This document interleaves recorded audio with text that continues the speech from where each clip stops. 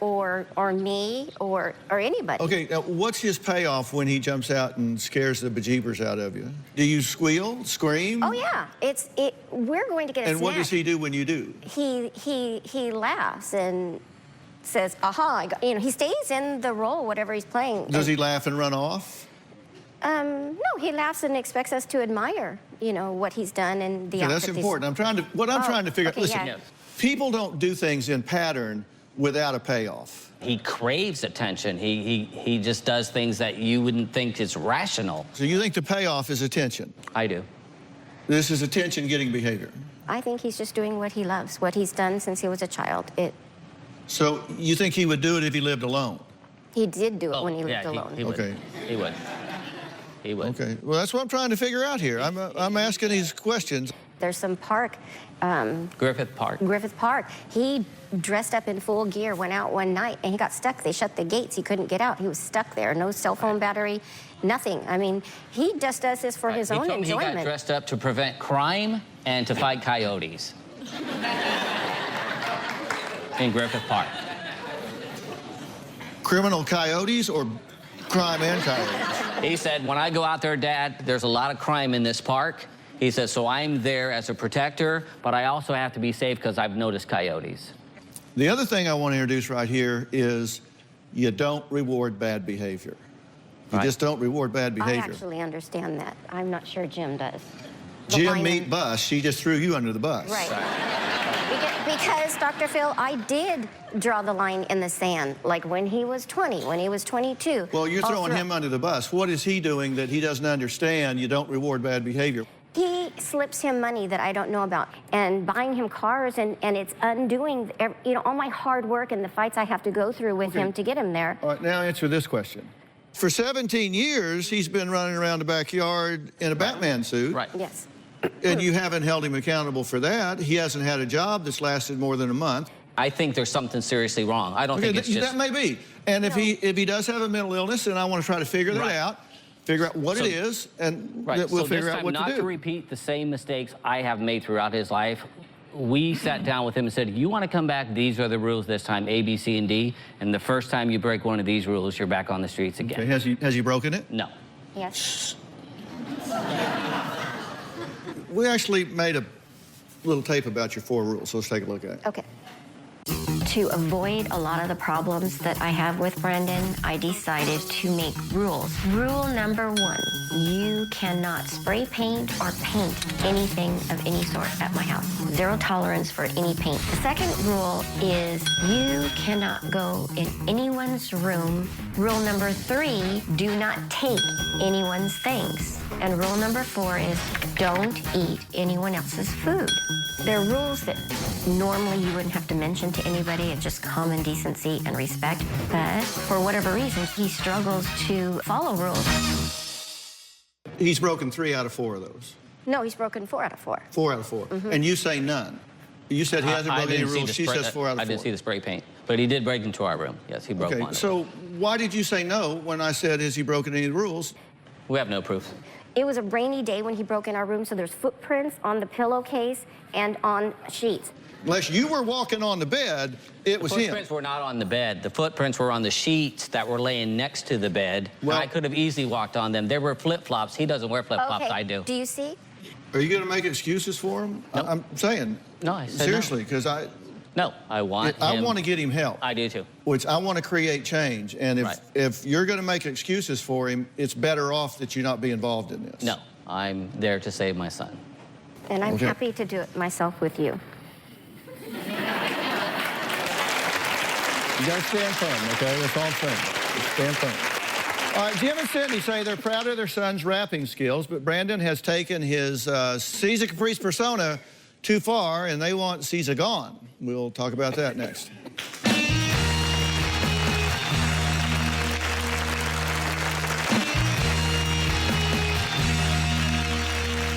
Well, we've been talking to Cindy and Jim, who say their 35-year-old son, Brandon, refuses to grow up. They say Brandon's been fired from almost every job, sleeps all day, spray paints the house, steals toys from his little brother, and creates and wears superhero costumes for his alter egos. But Brandon says his mind is powerful, And he's just simply misunderstood, much like Michael Jackson was. One of my pastimes is lightsaber fighting. I'm a one-man band. Playing an assassin. I'm a dancer, a choreographer, a composer, music writer, lyric writer. I'm an actor, an artist, a director, a producer, a painter, athlete, model, rapper, singer, writer, costume designer, poet, toy maker, and I'm definitely a detective. I do feel misunderstood. I feel a lot like Michael Jackson or Jim Carrey. Go! Sometimes when I'm in the backyard, it's a place where I'm free to not be judged by anybody. If I want to have a lightsaber fight at night, do it. It looks cool. Living with my parents at 35, not cool. My parents don't understand how my mind works. It's super uber creative and it overpowers me. The main conflict I have with my mother, she has ways of thinking that she thinks to be right, and I have my ways. It's hard being persecuted for what you can't help. Had you just been respectful, you wouldn't have got kicked out. I don't understand your thinking and your logic. Go by the seat of my pants. I've been kicked out of my parents' house at least 50 times. I want them to understand that I have to create. I customize my entire life. There's barely anything that's named brand, it's my brand. I have to be artistic. I'm consistently overanalyzing things and thinking of ideas. Sometimes I am selfish. I do what I want to do when I want to do it. It's a revolving door of chaos. I don't feel like I get any peace. So many times I just want to be left alone. Well, Brandon says his costumes protect him from the world. In fact, he says it was his suit that saved his life while he was out on one of his nightly Batman vigilante missions. What it looks so unnatural to the outside person, like to our neighbors right now, looks like a grown man playing with toys in his backyard, but that is not what's going on here. Step into my realm. It may get a little crazy.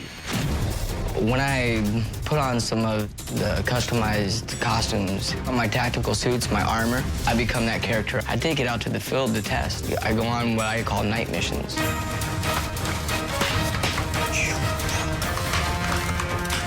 They call me Fox. And I'm having the time of my life. I'm jumping off rocks. I get to this water tower. Got a grapple hook up there. I stood up there and time went by. Now I'm going down. So what would Batman do? Figured, oh, I'll just jump right down. I am Darth Vicious. Can I see what moves? You know what I mean? This particular prototype is the evolution of one of the characters' worst nightmares.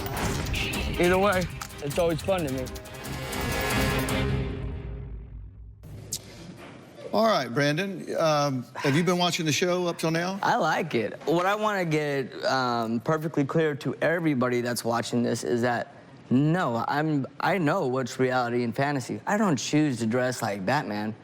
What's going on is I don't have characters to play the film or the roles that I'm creating in my head, and so virtually these things are happening. I don't like to go to Griffith Park just to jump around because I feel like, I need to wear my, my pajamas and have a party. That's not what's going on here. I'm creating alternate universes or scenarios that's going on for the films that I have in my head and the ideas I have in my head. And these are a way for me to execute them. Here's a list of some of your behaviors. You wear costumes to protect yourself from the world. You go on Batman vigilante missions. You set up surveillance cameras to scare your parents at night. You have alter egos. You created a rapper persona, Caesar Caprice. You compare yourself to Eminem, Tupac, and Kanye West. You get fired because everyone is stupid. You sleep all day, sometimes 20 hours straight. You spray paint things all over the house and the yard.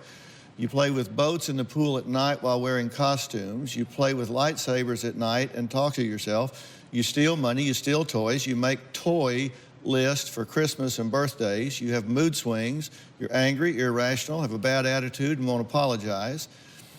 You get kicked out of friends and families' homes. You steal and ask for loans, and you never repay them. Okay, let's not use one by one. I don't wear costumes to protect myself from the world. Sometimes I keep myself in my room to protect the world from me. Here in Los Angeles, people understand it. In the rest of the United States, where things are more conservative, I'm not accepted. I don't try to be a vigilante and go protect people like Batman whatsoever. I make these suits and go on night missions to test if the suits were real. I don't try to go defend anybody. I'm not trying to stop crime. Real how? You test if they're real. Test them in real field tests. You know, I went on a night mission at Griffith Park. I was attacked by a coyote. I also fell 30 feet straight onto my spine and didn't break my back. So doesn't that make you wonder what someone's thinking? How did you fall 30 feet? I went to Griffith Park late at night, and I seen a water tower, and I wanted to see if I was agile enough to get to the top of that by climbing. As I was coming down, there was a thing that was not allowing me to really reach the bottom thing, so I could just dangle and drop. So I figured, okay, what would Batman do? So you're dangling 20 feet in the air, and you thought, what would Batman do? No, it wasn't dangling. I was stuck 20 feet in the air, and I had to get down some way, because the way I got up was I ran up. That's just stupid. Coming up, Brandon says he's been rapping since he was 13, has written 2,000 songs that he knows are hits, and can spit rhymes for 3 hours straight, and is on the same level as Kanye West, Eminem, and Tupac. We'll talk about that and more when we come back.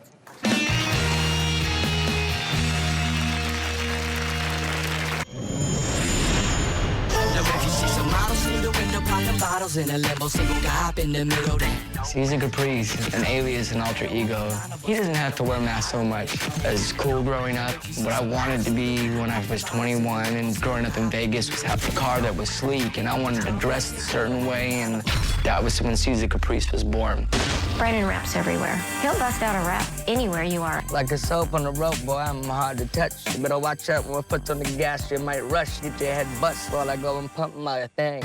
I'll be in the middle of arguing with him, screaming to the top of my lungs, and he'll just somehow turn to a rap, just start rapping. Man, I'm looking at my mom, and she just wants to gossip for real. And I'm just trying to be over here like, let me paint with some light. It's ill. Brandon sabotaged his rap career. Brandon's contract was terminated due to the fact that he didn't live up to his end of the agreement, which was just to write songs and record full-time. But daily, he just got sidetracked with other things. I know. I'm on the level of many people I admired. I'm on the level with Kanye, with M, with all the greats. You know me, then you listen to me. Okay, so you actually had a record deal. Yes, I did.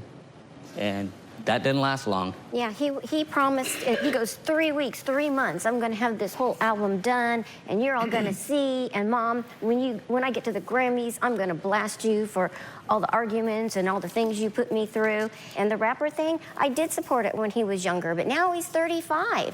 He goes in for just a regular laborer type job, and he wants to be interviewed for management, things that he doesn't have experience or training for.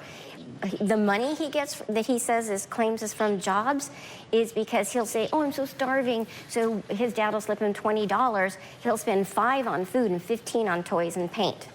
How did you get fired at orientation? You got fired one time at orientation. Where was this at? You tell me. You tell me. It wasn't just one time, it was like several times. These are all fabricated lies. No, you told us about this. The only place that I really show poise and that I'm not have super anxiety is on set. I can talk to the DP and say, I want you to push in right here. I can talk to my other actors. Then I can immediately jump into the other side and throw myself into the scene in 30 seconds. But answer this. Why should somebody give you that job when someone else has worked themselves up through the ranks, earned credibility, gotten experience, demonstrated that they have the skill and ability? Why should somebody let you just walk in off the street and start telling a DP when to push in or not push in or whatever? Why should somebody do that? Why should they take something where they might be spending $50 million on a movie and let some guy that can't wake up in the morning show up and start telling somebody how to do something? If that's what they're going to judge me by, that I can't wake up in the morning, not all the talents, the ways that I communicate. How do they know you have talent? What if you show me something? How do I get there, Dr. Well, Phil? show me something. Show me something you've accomplished. How do I get there? I mean, You wake up in the morning. You want to start at the top. I don't want to start at the top, but I really, at the same time, I've went through a whole process of struggle to get there, and it just hasn't happened for me. There's What's many your ownership in that? I think that there's a lot of things that I do need help with. What? I don't know how to control my mind. It's creative. I don't know how to control my sleep patterns. I don't know how to fix a lot of things that I believe are broken inside of me. Like what? My mentality is not fully there. I believe that all the creativity and the talent to do these things, to rather be an actor or to create suits for a motion picture or even just be a vital person working on set. I think that I do have everything that it takes to that. I just can't control it and contain it. The honest to God truth is he is borderline creative genius. He could win a Grammy. He could win an acting award. But I tell him, you're never going to do it sleeping 20 hours in your room. I just have never gotten through to him to say, if you want those things, you have to go work hard to get it. Because you are talented, but what good is it if the only people that know it are the people that live with you and never get to experience it? So if you really want those things, you've got to get right. The other spectrum of this mania that I go through is a severe, severe depression where I'm not doing any of that creative stuff. I'm in my room stuck in there and stuck to all of these thoughts and all of these creations and miserable. And I also, you know, just yesterday they wanted me to create something for the show and I've put to the test and I rage. I want to go, I was like, is this what you want? I go through another spectrum where I was like, I'll paint this hotel room if you'd like. I'll customize this whole thing. It gets to a part where I want to defend myself and there's a monster dwelling inside here. Brandon's sister, Harmony, says she's not buying Brandon's poor me act. She says he's a manipulator who sees it as a challenge to live off others. She also blames their parents for enabling his behavior. Going to meet her when we come back.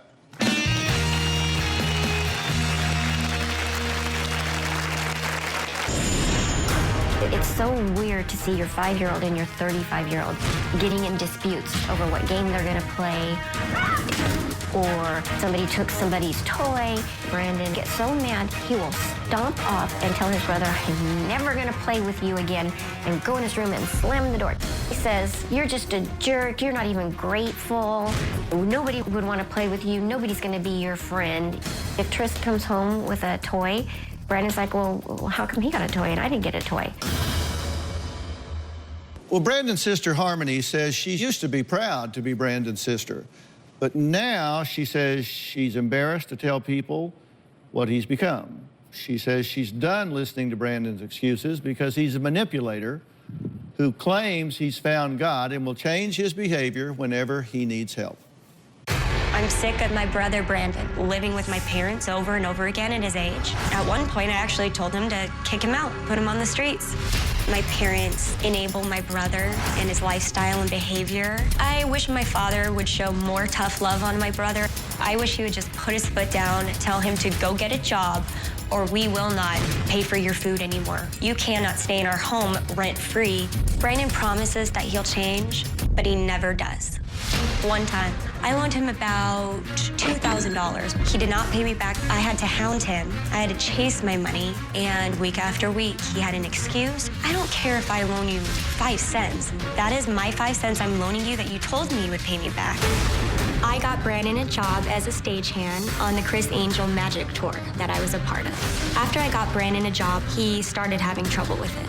He was found sleeping on the job. He made excuses like he couldn't do heavy lifting. And the stage manager approached me and he said, I'm so sorry, but I had to let him go. He said that Brandon had flipped out on our producer. My brother getting fired ruined my name. He makes excuses all the time. Go! It's embarrassing to tell people what my brother's become. I just want my brother back. Harmony, thanks for being here. So you think he knows what he's doing? You say he's manipulated the family for years. Do you think this is a devious where he's saying, I'm going to figure a way to get a free ride here? I think he is smart enough to manipulate, and I think he does that often. I think sometimes it's a game for him to just see how long he can go with just borrowing money off of people and not needing to have a job. Okay, but you heard me say people do things they get a payoff for. You say he fights with his 5-year-old brother over which game to play. You say he does it. He fights with a 5-year-old. Yes. Why? Because Trist has his favorite kinds of games and toys he wants to play with, and Brendan has his. And they both are fighting for their way, which I think is normal for Trist. Yes, you do.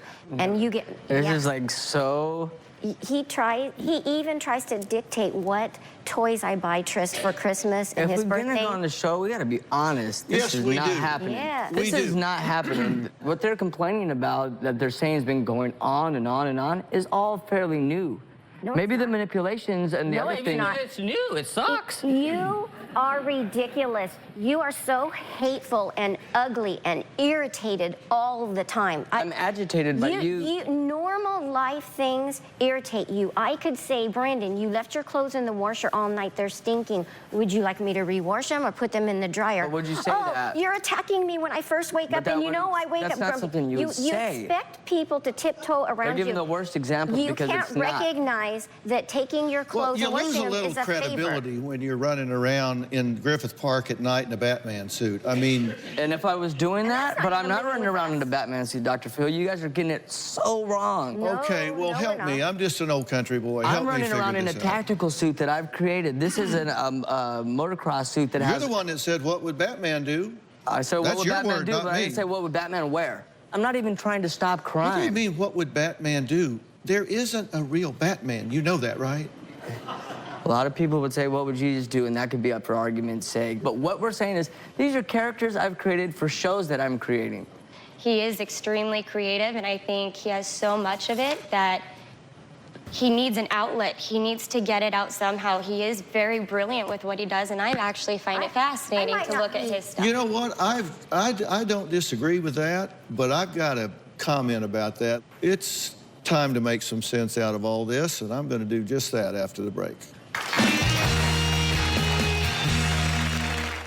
Music legend David Cassidy. I have dementia. Are you having trouble performing? It did appear you were losing your place, and you did slip off the stage. People have said, what are you, drunk? A Dr. Phil exclusive Wednesday.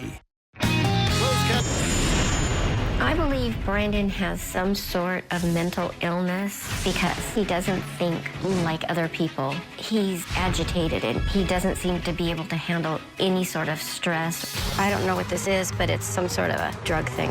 His behavior was so erratic. His dad and I have been thinking, this has got to be drugs. But then there's this. I think I've heard it called a bong or something. He's up here, down here, and his moods are like all out over the place, and we can't understand it. I don't know what this is. I think it's called some kind of a bong. Good guess, Mom. Well, it's a vase. I don't do drugs. I don't know anything about them, and I don't think anyone should. I think I have a pretty clear idea of the dynamic that's going on here. I think you two definitely have been enabling him. It means to make something possible, practical or easy for someone to do or be that often perpetuates a problem rather than solve it. And here, when we say something, we're talking about a set of behaviors that are counterproductive for his progress in life. Right. Okay, now he calls it creative, you call it immature and unproductive, whatever.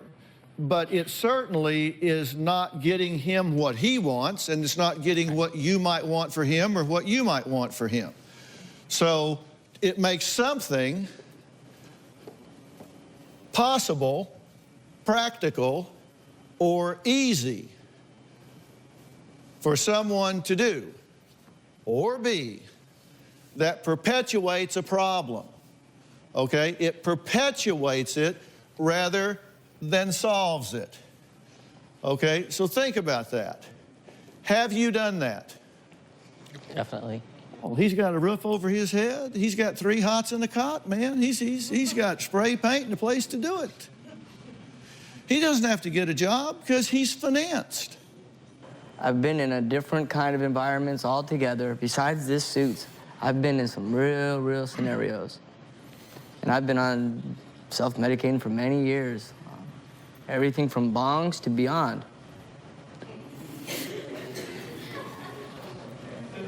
It sucks, but I'm putting it out there so I can maybe get some help. You're putting what out there? I'm putting myself out there, everything. What is it that I don't know that you think I need to? Tell me now. The drug abuse, the nights that I couldn't sleep, the pain that I feel in my body, the shame that sometimes that I feel. I don't know if you know all that, because you haven't interviewed me one-on-one to really know. Your staff has, but you don't know me one-on-one. And all the mania that's going on in here. It's not easy. So you're now going to tell me how to do my job? I'd like to hear your take on it all. You need that information for a good assessment. So you're going to tell me how to do my job? No, I know that. No wonder he's doing what he's doing. On the next episode. We'll be right back.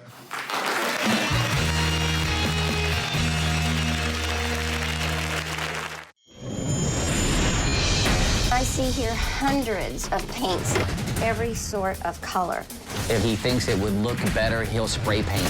Painted the light switch covers, the intercom. He's trying to create out of any inanimate object there is. How many people paint their computer? I cannot turn a corner without finding something that he's moved, redecorated, painted, destroyed. You'll wake up in the morning and any of your possessions or my little 5-year-old's toys will have been painted. Do you have a question for me? How can I get my son back on the right track? Okay. Do you have a question? Is there something wrong with me? Can you help me? Well, I'll start with yours. Yes, I think there's something wrong with you, and yes, I think I can help you. I couldn't.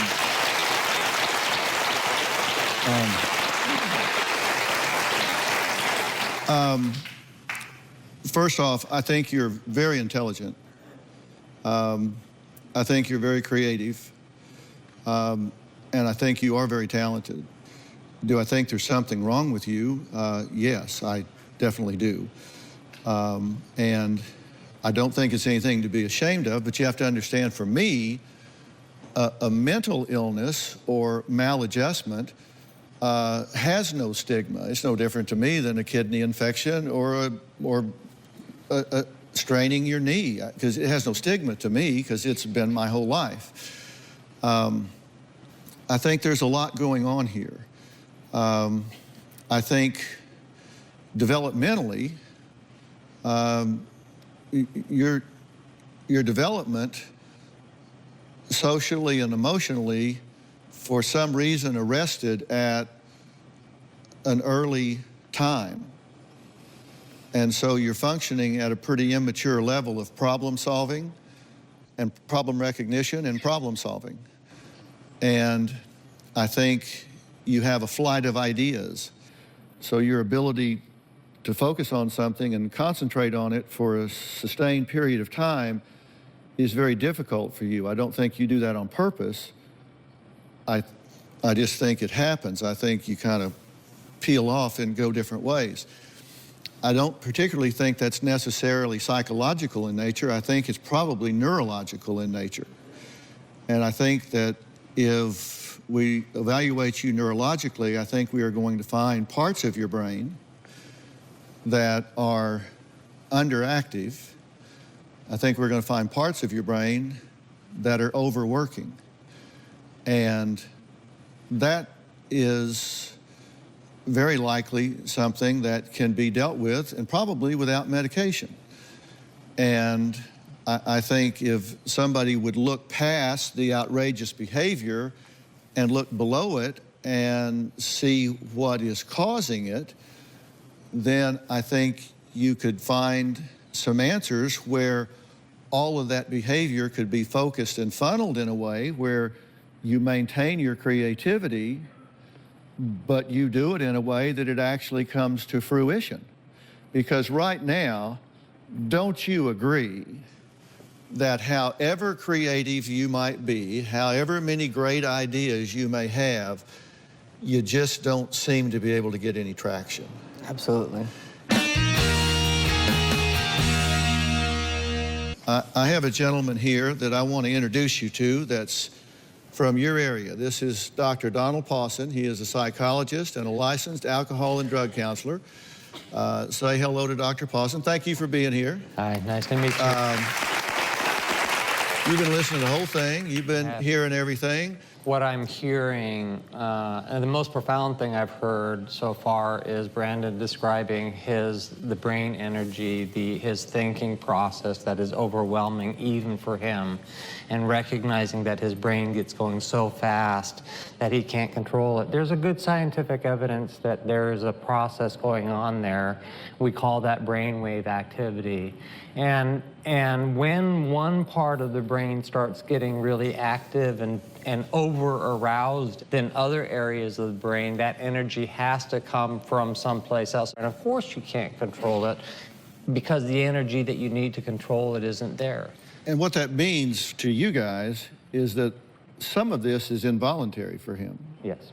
As another part of this that I want us to consider, there's a program called Transitions at Origins. It's a program designed to teach clients life skills to achieve sustained sobriety, everything from meal planning, money management, vocational support, educational sort of things, and more. It's not rehab at a level of detox and that sort of thing. It's that Transitions program that says somebody has been unplugged from life and they need to get plugged back in. And I want Dr. Pawson, I want the Transitions program from Origins. This is going to involve Dr. Lawless at the P&P Center, which will bring in a lot of the evaluative physicians to look at some of the biochemistry. I've put together a whole team here to, for one time, give this young man every tool he could possibly need to deal with every challenge that's set before him. Great. Thank you so much, Dr. King. I am wishing Brandon and his family all the best, and while he may have a whole team helping him, sometimes just one person can make a difference. Now, my wife, Robin, may be that one person for you. She wants every woman to look and feel her best. That's why she created the Robin McGraw Revelation Luxury Skincare Collection, right? That's right, and I have to tell you, I created all of these products with some very serious results, but I wanted to give them some really fun names. So the product that we're talking about today is a serum that I call Face It, You Look Amazing, which is a serum that has 4 unique peptides that relax and smooth the skin. It helps diminish visible signs of aging. We all want that, right? You can order any of all of her skincare collection at robinmcgrawrevelation.com. And audience, Robin has a surprise for you right under your chairs. If you're gonna look, you're gonna look amazing because you're all going home with her Face It, You Look Amazing serum. We'll see you next time. robinmcgrawrevelation.com.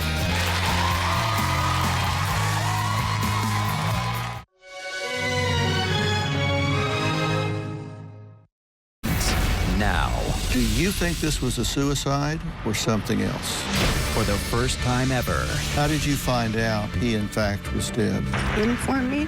Aaron Hernandez's fiance speaks out about his mysterious death, I was the last person to speak with him. his final words, and the rumors of his life in prison. You were his fiance.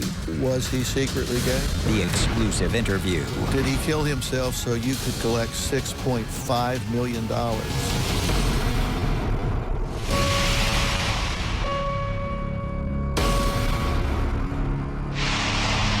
Today, in an exclusive interview, the fiancé of former football star Aaron Hernandez speaks out just days after he was found hanged in his prison cell and just minutes after his murder conviction was dismissed. It all began as a murder mystery starring an NFL superstar. Aaron Hernandez was on the road to being a football icon.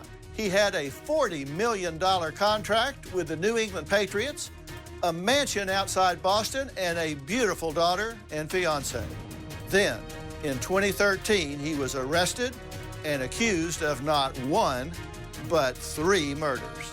Hernandez proclaimed his innocence, but was sentenced to life in prison for the murder of Odin Lloyd, who was shot dead near Hernandez's home. Former NFL player Aaron Hernandez indicted on murder and weapons charges. Hernandez is charged with the execution-style murder of Odin Lloyd, a man who was dating the sister of Hernandez's fiancée. Surveillance video from Hernandez's own home showed him holding something resembling a gun the day Lloyd was killed. Video also showed his fiancée, Cheyenne Jenkins, removing a box from their home. She told the court Hernandez told her to get rid of it. Where did you dispose of it? In a dumpster. The gun was never found. There was also a text message from Lloyd to his sister, sent minutes before he was killed. NFL, just so you know. Almost 2 years later, Hernandez stood trial again, this time for a drive-by double murder that happened in 2012. The former New England Patriot arraigned today the shooting deaths of 2 men in Boston's South End. The former Patriot is already serving time for murder, and he is accused of killing 2 men in Boston.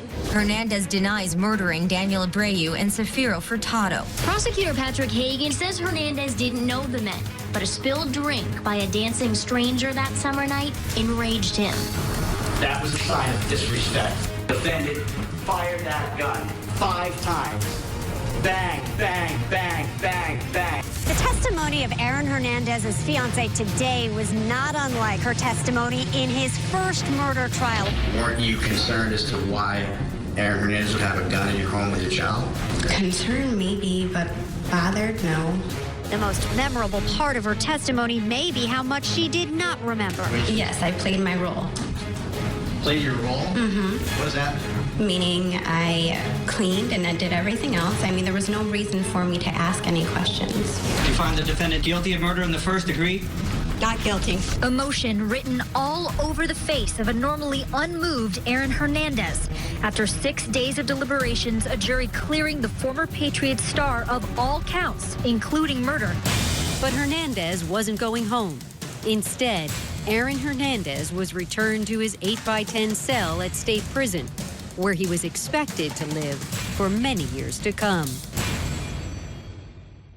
Just days after that shocking not guilty verdict, more stunning news broke. Aaron Hernandez was dead.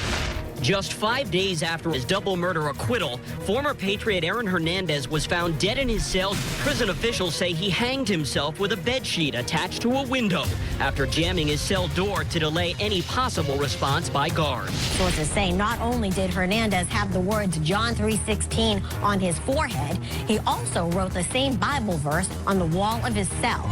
Investigators say they found 3 handwritten notes next to a Bible. The last inmate to visit Hernandez in his cell was a 22-year-old armed robber friend from Worcester. Kyle Kennedy thinks he was probably the last fellow inmate to see Aaron Hernandez alive. The two had requested to room together. My client remembered at that point in time a letter that he received from Mr. Hernandez approximately 3 weeks earlier, where Mr. Hernandez did state, "I think I'm gonna hang it up, LOL."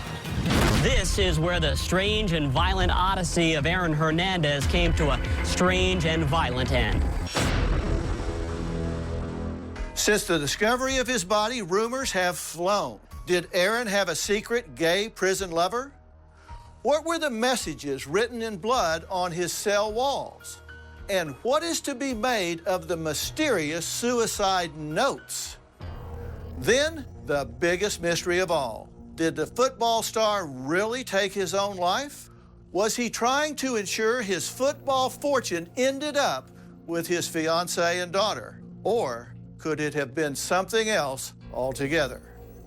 As the mystery of his death deepens, the woman who knew him best is speaking out publicly for the first time. His fiancée, Cheyenne Jenkins Hernandez, his high school sweetheart, the mother of his young daughter, the woman who was so loyal prosecutors believe she disposed of a murder weapon to protect him, finally reveals all. Here's the exclusive interview. Shayana, Dr. Phil. Pleasure. Good to meet you. Good to meet you. Well, we have a lot to talk about today. First off, let me tell you how sorry I am for your loss. I know this has got to be a very difficult time and an awful lot to process, I suppose. Right. But, you know, people are very curious about this whole situation and scenario, and I kind of like to turn the clock back a little bit and start talking about your relationship from the beginning. How long had you known Aaron? Since grammar school, so Grammar practically my entire life, more or less. How did you guys get together as a couple, and when did that start? Well, he would say it was middle school. I'd say it's more towards high school when we actually started to pursue each other. It was high school love, high school sweethearts. And what point did you get engaged? We were engaged October of 2012, before our daughter was born. You were with Aaron for a long time, as you say, from grade school. And then, you know, he was, I think, a fourth-round draft pick, right? Right. But then, obviously, just really had great success in the NFL and got, I think it was a 5-year contract for $40 million with the Patriots. Right. What was that like for the two of you when he was able to achieve that? Because that's quite a contract. Of course. I mean, his achievement was, I always was supportive, but I always tell everyone it wasn't necessarily my money, you know, it was his. Huge accomplishment, of course. But I don't think anything changed for us. So we were still mellow and low-key, private. You know, we just had more money in the bank in a sense. There's been so much said that there was a parallel lifestyle, that on the one hand, his teammates talk about him as being such a team player and so supportive, and speak of him as being a very dedicated athlete that was such a part of such a iconic franchise that the bar to be part of that team was very high. Right. And he was not only part of that franchise, but he was a star in that franchise. But then yet he had relationships with those that were less than desirable. What do you say about that? I'd say, everyone has their own choice in friends. He didn't have the best choice in some friends, but that doesn't, that didn't make him a bad person. As far as, the relationships he had with outsiders, I don't necessarily know too much about that. I invited everyone into the home that he brought there. I was never rude. Was he a gang member? Not from my knowledge. Would you have known? Probably not, to be honest with you. That's not the Aaron that I know. But you said anybody that he would bring around, you would invite into the home. Right. Did some of those people make you a little nervous? Honestly, I never hung around with them. So it's more or less like you cook and you make food for everyone. You make sure they're comfortable. And then I kind of go and do my own thing. So I wouldn't say I felt uncomfortable in my home. I separated myself. When you were in that situation, was your relationship such that you had the right to say what you thought? Could you step up and say, hey, I don't think you ought to be hanging with those people, and I don't think you ought to be bringing them into our home? I pick and choose my battles, and there's some things that I pressed on and some things that I didn't. When he went through trial and he was found guilty and he got his sentence. Guilty of murder in the first degree. Was that a shock to him? Did he think he was going to be found not guilty and go home? I think it was a shock to all of us. We were definitely leaning more towards an innocent verdict. So the day he went in to get the verdict, he expected to walk out of there that day and go home with you? I feel like he prepared for it, in a sense. It just didn't happen the way that he wanted it to. Do you think he was involved in that crime in some way? I truly don't. I've said it over and over. He may have been at the wrong place, wrong time, but I don't think that he, what is said to be out there is actually accurate. Would it matter to you and your feelings for him If he had made a really bad decision, if he had committed this crime, would it change how you felt about him? It's a hard question. Aaron Hernandez's fiance breaks her silence. A Dr. Phil exclusive continues. Hernandez was a rising star for the New England Patriots with a $40 million contract. He entered the NFL draft shortly after his junior season, but some teams steered clear, given Hernandez's reputation for marijuana use, guns, and gangs. But that didn't keep the New England Patriots away. At just 20 years old, Hernandez became the youngest NFL player on an active roster. Former New England Patriots star Aaron Hernandez will spend the rest of his life in prison. A Massachusetts jury found him guilty of murder just a short while ago. Guilty of murder in the first degree. If he had committed this crime, would it change how you felt about him? It's a hard question. I think when I asked him if he had some involvement and he said yes, I think I would think differently as far as what I should be doing for my child and myself. I had asked him if he was involved, and he said no. That's all I needed. And you believed him when he said it? Absolutely. There was no reason for me not to. Guilty of murder in the first degree. When you heard the verdict, what was your reaction? Oh, I was devastated. Completely devastated. My whole world changed. He's all I know. I was completely devastated. And did you two look at each other in that moment? I don't think actually that I could look at him. I think I more or less buried my face in his mother's shoulder, and we cried together. When was the first time you talked to him, saw him, made eye contact with him after the verdict? It definitely wasn't in that courtroom. I know I left very frantically. I couldn't stay for the sentencing. I couldn't hear those words. But I would have to say the next encounter would have to have been a visit. Well, how did your life change when he went to prison? Oh, it was a whole upside down twist. Everything changed.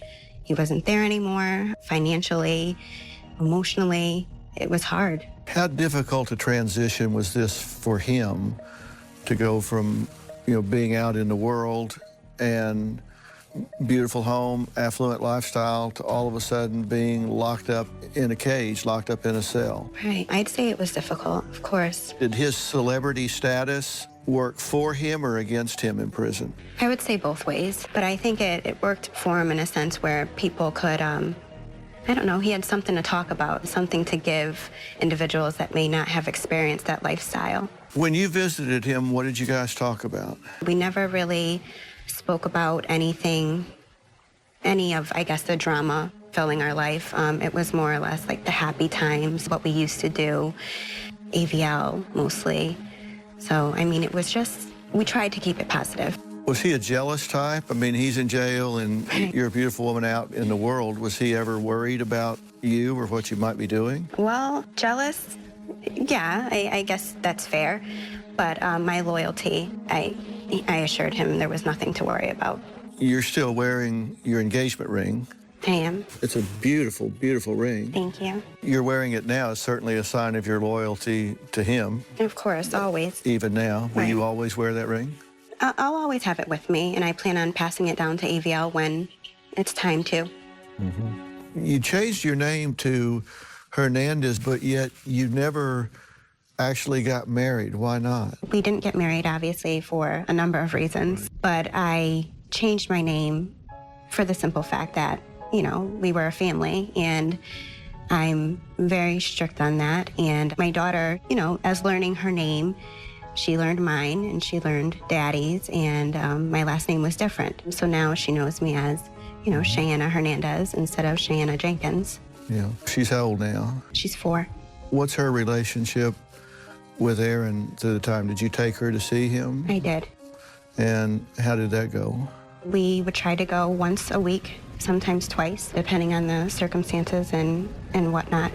I mean, I wouldn't say it was normal. It was her normal, so she knew no different. As far as their interaction, it was unbelievable. So she was very much a daddy's girl. But she could sit in his lap and she could, talk yes. to him. Yeah, color, play cards. What did that mean to him? Oh, a lot.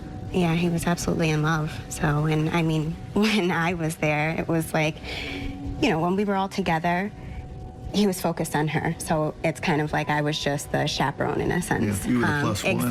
Exactly. But I mean, it was fine. I adored it. We had our time. But yeah, when she was there, you know, she took over and she demanded attention, that's for sure. Does she have a comprehension of the fact that he was in jail for doing something that he shouldn't do?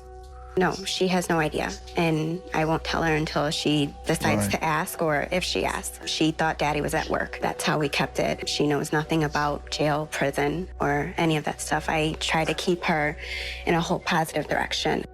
You said it was clearly devastating to him.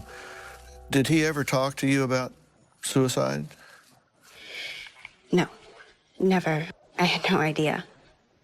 But even in years past, he never in a weak moment said, I don't know if I can keep going or anything of the sort? He definitely was emotional, and we had talks about encouragement, you know, like, you know, you're gonna come home, we're gonna keep fighting, but I never would have suspected something like this. How did you find out that he, in fact, was dead? I got a call at 5:27 a.m. in the morning from, some official at Shirley prison, and they informed me,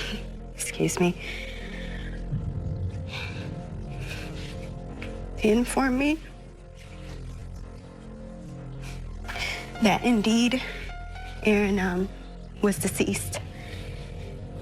And at first I thought it was a hoax. I thought that, you know, this was some cruel person. I thought it was a cruel person playing a trick on me.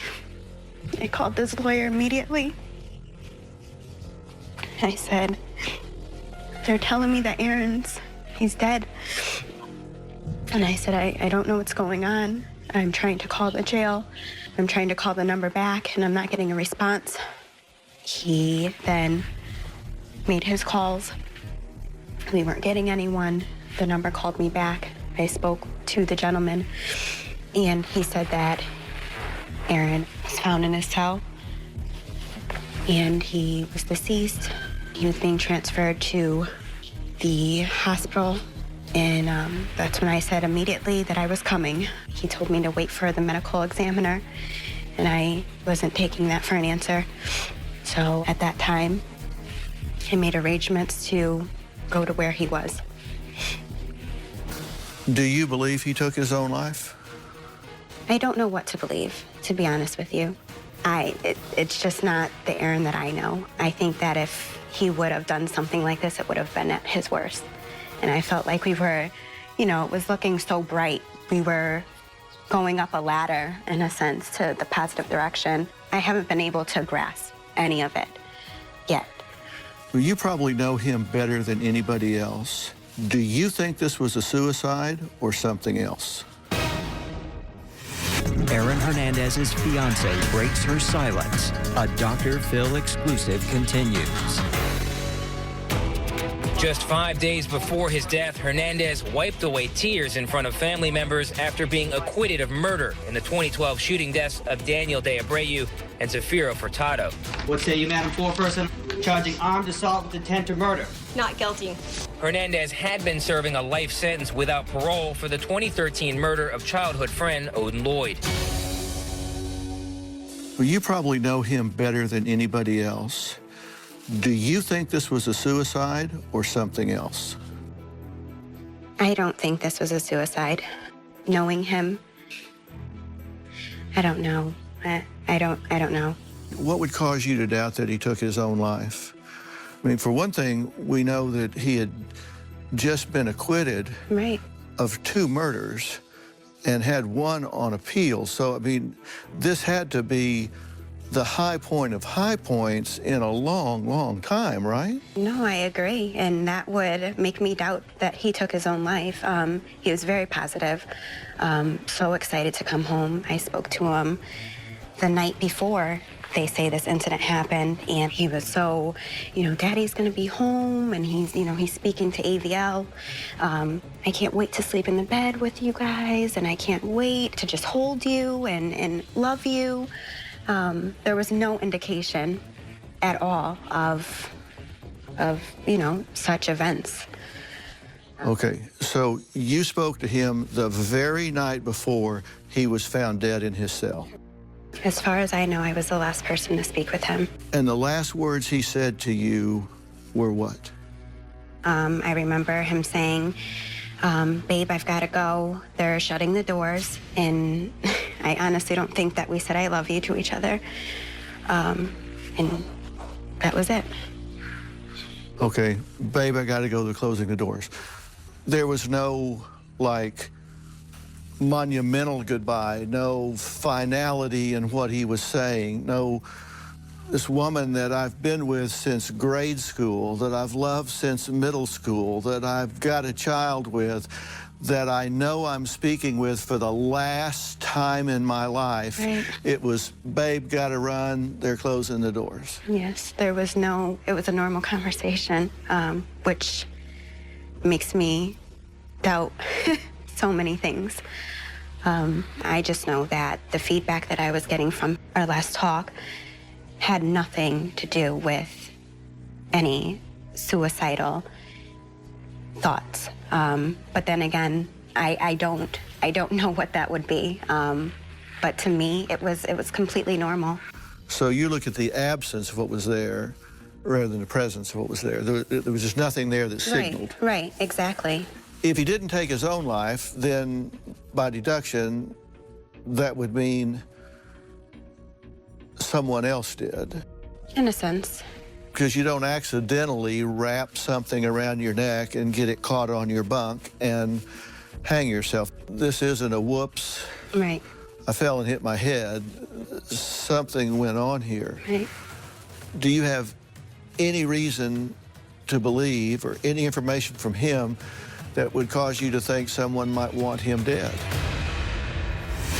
Aaron Hernandez's fiance breaks her silence. A Dr. Phil exclusive continues. When correction officers found Aaron Hernandez hanging in his prison cell just after 3 a.m. Wednesday, they also found an apparent message. Hernandez had John 3:16 written on his forehead in red marker. Officials say Hernandez hanged himself using a bedsheet attached to his window and tried to block his cell door using objects in the room. Do you have any reason to believe or any information from him that would cause you to think someone might want him dead? I have no reasoning why anyone would want him dead at all.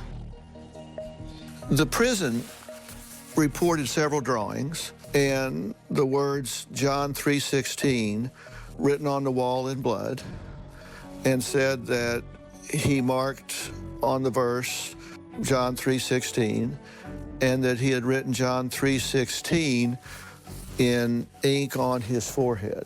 Right. Does that sound like him? No, it doesn't. It doesn't, especially because Aaron was spiritual, but he wasn't the kind of guy to get up every Sunday and go to church. Not saying that things may have changed being there. You have nothing but time to think and to explore other options. But no. So he was spiritual but not religious. Correct. It's a very big difference. Right. Did that verse have any special meaning to him? Had he ever talked to you about that verse before? Personally, no. Never mentioned it to you before? No. But this wasn't something that was in his rhetoric, his nomenclature. It wasn't something he talked about. No, it wasn't something that he incorporated on every letter he wrote to me. No. Yeah. Had he ever written it to you? Not from my knowledge. If he wrote that, this came out of the blue. Absolutely. And so for him to go from, babe, I gotta go, they're getting ready to close the doors, to writing John 3:16 on his forehead a few hours later is a pretty big move. This is a pretty big departure from the man you talked to on the phone. Right, it seems well thought out, in a sense. What do you make of that? None of it is very believable to me. Not the findings, not the investigation. I don't believe it. As far as the scripture, there was no knowledge that he brought to my attention as far as, any of it. Well, the day of his passing, the surveillance video showed him on the phone just before being locked in his cell that night. So this would be the last call he was talking to you. Right. You would suspect. Right. And this was about the time that they normally would shut things down and he would go to his cell, right? I believe so. I mean, there were different times for everything. And they report that a guard checked him at 1 a.m. and he was alive. And surveillance video, they say that no one entered or left his cell from 8 p.m. and he was discovered at 3 a.m. Do you believe that? I don't. I believe there's some uncounted time. I don't think that things were done properly. I feel like he could have been saved or something could have been done or whatever the case may have been. I feel like someone was in the wrong somewhere. And I want answers. They also reported that he had soaped the floor, put shampoo or whatever on the floor, and placed a sheet over the door to block vision and put cardboard in the slide where you couldn't get the door open. Do you believe all of that? I don't at all. I think until we can get in there and do our own investigation, and I actually, I guess, trust where these answers are coming from, maybe I can have some comfort in the truth. There was a note left, purportedly written by Aaron, to you, correct? That's correct. Did that note strike you odd in any way? Karen Hernandez's fiance breaks her silence. A Dr. Phil exclusive continues. There was a note left, purportedly written by Aaron, to you, correct? That's correct. Did that note strike you odd in any way? No, I thought it was a note of love. I did see that it was addressed to Shay instead of, babe or bae, the way he would refer me as. That was a little odd to me. But as far as the content, seemed to be his loving self.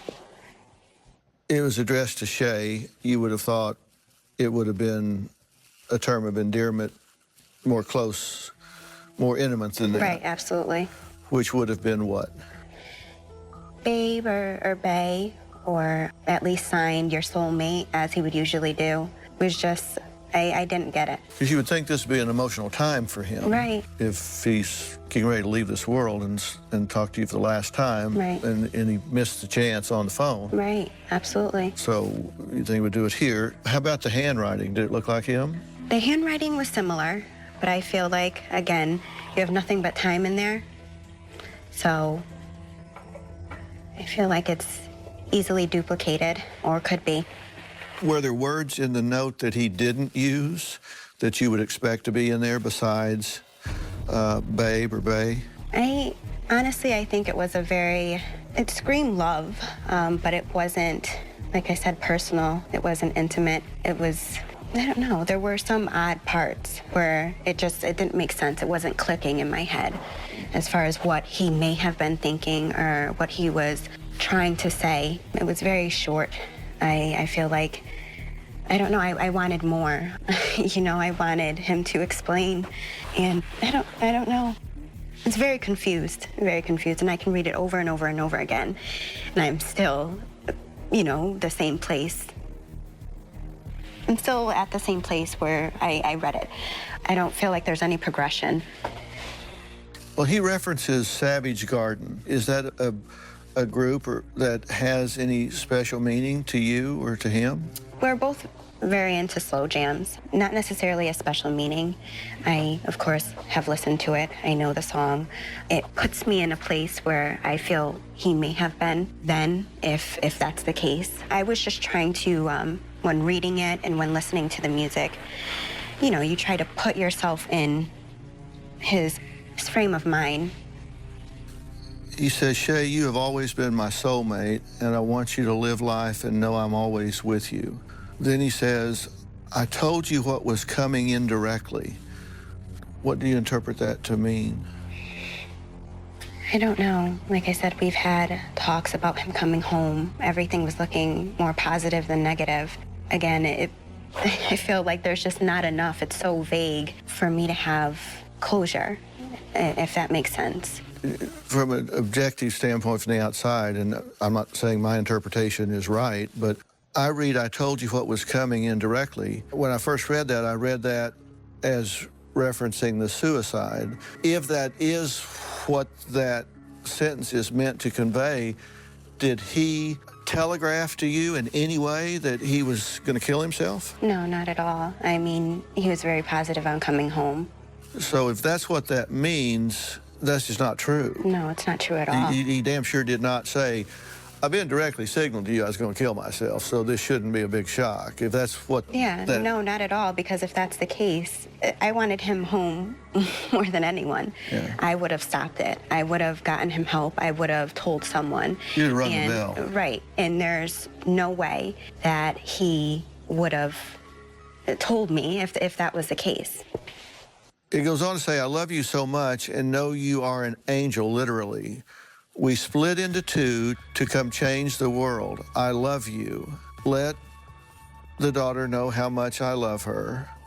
Look after her and look after blank and blank for me. Those are my boys. These other two that are listed here, are these just friends that he cared about? No, I mean, one is a godson and one is his brother. They're very important to him. Is that how he would talk about that? I mean, he had a big heart and he was very caring. I think that that's accurate as far as taking care of the kids, in a sense, so. And then in all caps, you're rich. Right. What would that mean if he did write that? Aaron Hernandez's fiance breaks her silence. A Dr. Phil exclusive continues.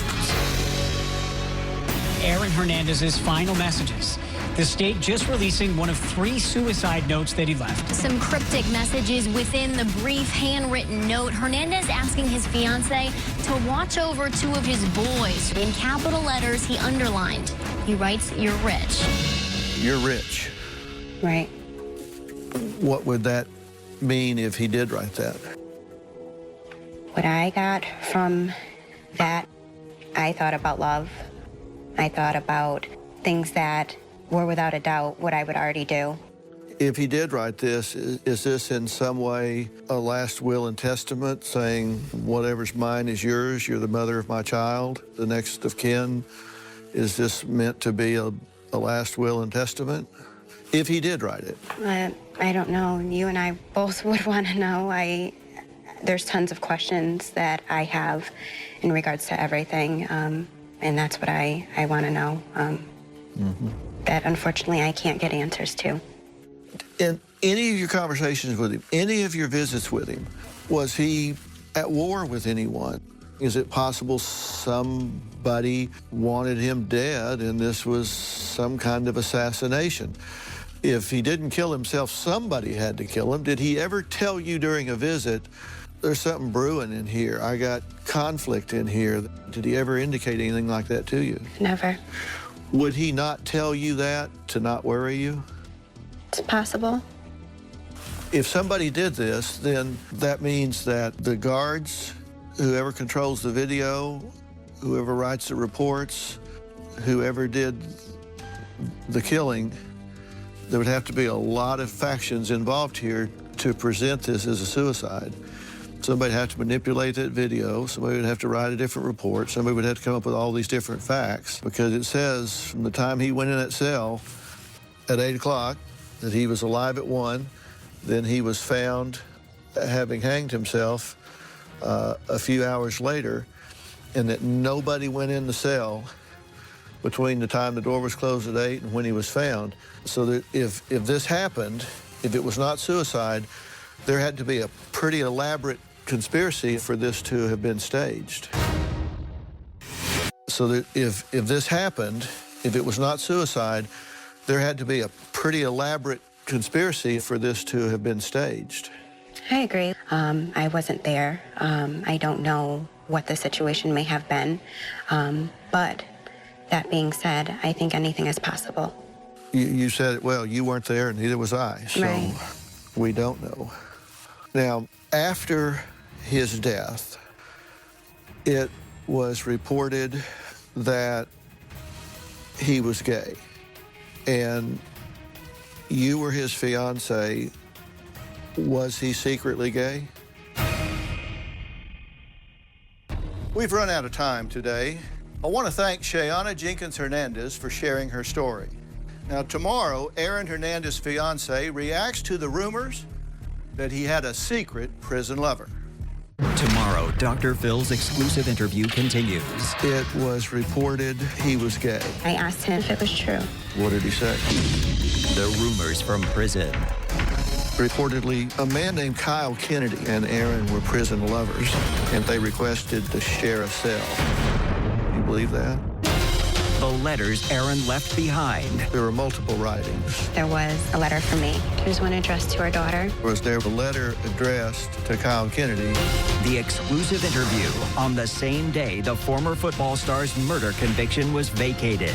Did Aaron kill himself so you could collect $6.5 million?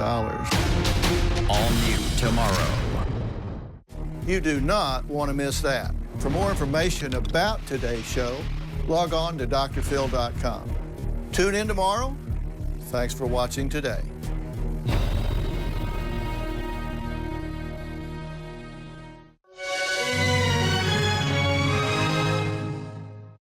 Y'all need to stop playing the victim. Ratty. What makes you think you were entitled to somebody else's money? Why not?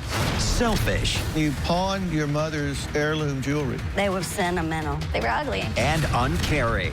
You shove a fish sandwich in your mother's mouth? I threw a pizza at her, too. She says mom's to blame.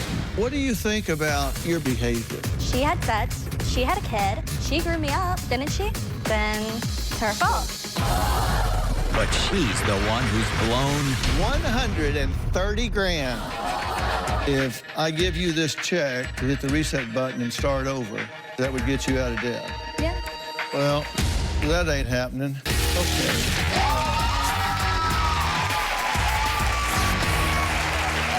Let's do it. Have a good show, everybody. Here we go. This is a safe place to talk about hard things. Stand by. We'll count you down. I try to be an emotional compass and point you in the right direction. 5, 4. I am not giving up on you.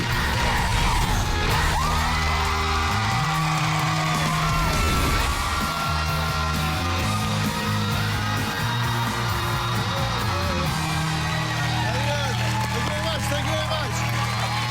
Well. 19-year-old Sherilyn admits to spending tens of thousands of dollars on designer shoes, handbags, purses, clothes, makeup, pampering, you name it. She insists on fine dining, fast cars, and her boyfriend footing the bill. She says, why not? It's what I'm accustomed to. So what's the problem? Well, her mom, Joey, says that Sherilyn is spoiled, selfish, entitled, and unemployed. Joey claims her daughter has blown over $130,000 in 4 years, and her spending has left a trail of devastation. She says her daughter has pawned over $7,000 of family heirlooms, opened up over 17 credit cards, stolen her mother's identity, blown $100,000 of her boyfriend Tyler's money, and is now in debt to the tune of $25,000. Now, I wanted to find out more So I sent Rosie Mercado, special correspondent for the Emmy Award-winning show The Doctors, on a fact-finding mission. Let's see what happened when Rosie met Joey. Take a look.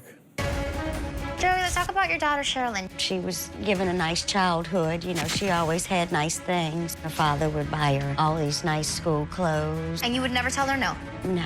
If I did tell her no, she would harass me. It was easier for me to give in than to deal. Was she bratty when she was a child? I didn't pay attention to it, and I thought the older she got that, you know, this is a behavior that she would grow out of, but she's 19 years old. I describe Sherilyn as being spoiled, manipulative, very bratty, very bitchy, and very entitled.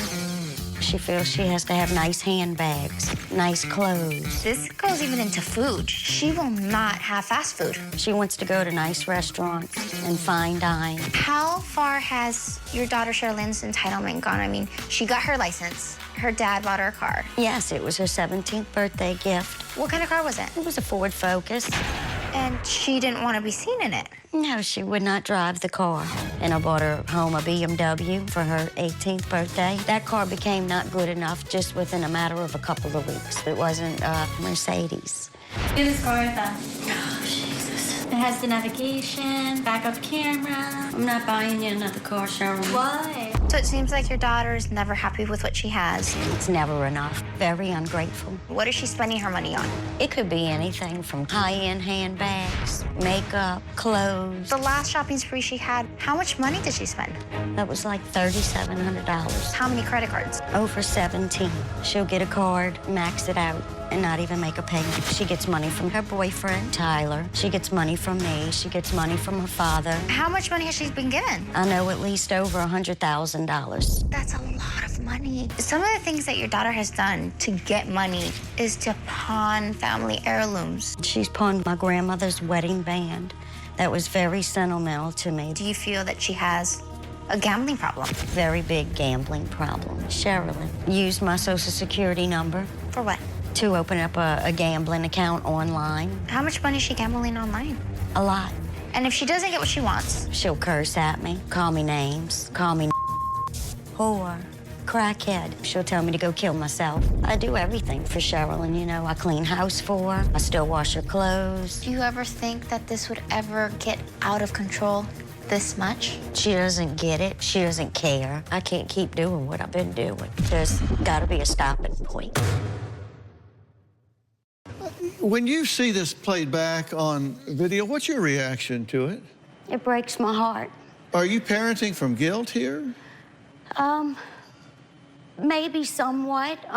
You know, I didn't have my mother growing up, and so, you know, that's always been something, you know, when I have my child, you know, I'm gonna do this. I just thought that she would be more appreciative, you know. But this is insanity of the highest order. I've gone through this, and I thought when you saw this on videotape that it would be like a big slap in the face here. You guys bought her a Ford Focus, and she wouldn't be seen in it. No. Okay, now tell me what goes through a parent's mind. You buy a child a car. First car. And she won't be seen in it. So you did what? I purchased her a Nissan Infiniti. Okay, so you go buy her an upscale car, an Infiniti. And then that wasn't good enough. So we got rid of that, and then I bought her, for her 18th birthday, I came home with a BMW. Okay, she said, this I'll drive, but I'd rather have a Mercedes. Right, it's still not good enough. Yeah, I realize now nothing's ever going to be good enough. But did it ever occur to you then say, well, okay, tell you what, let me have those BMW keys back, and you just hit the bricks. You just go walk, and then you buy your own damn car. Yeah.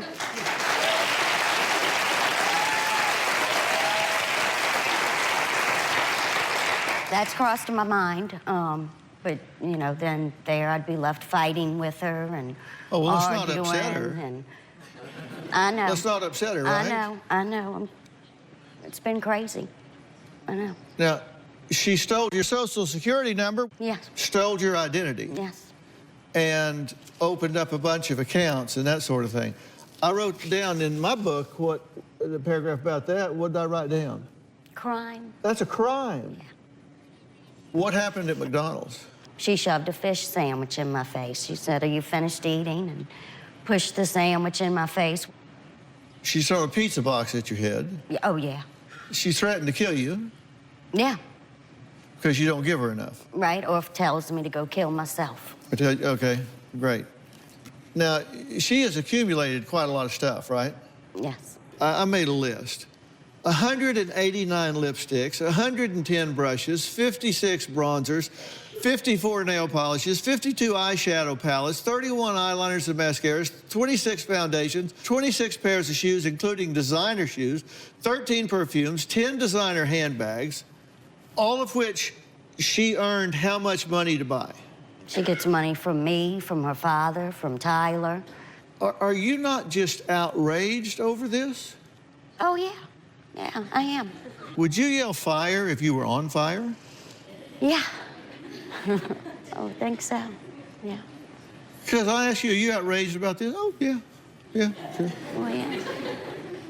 I've got a lot of different feelings on it, you know. It's hurtful. It's devastating.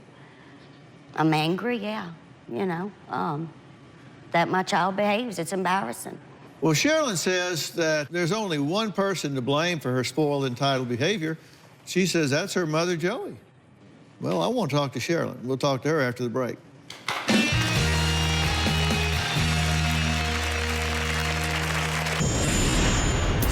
I have exactly 17 credit cards, and I'm $25,300 in debt.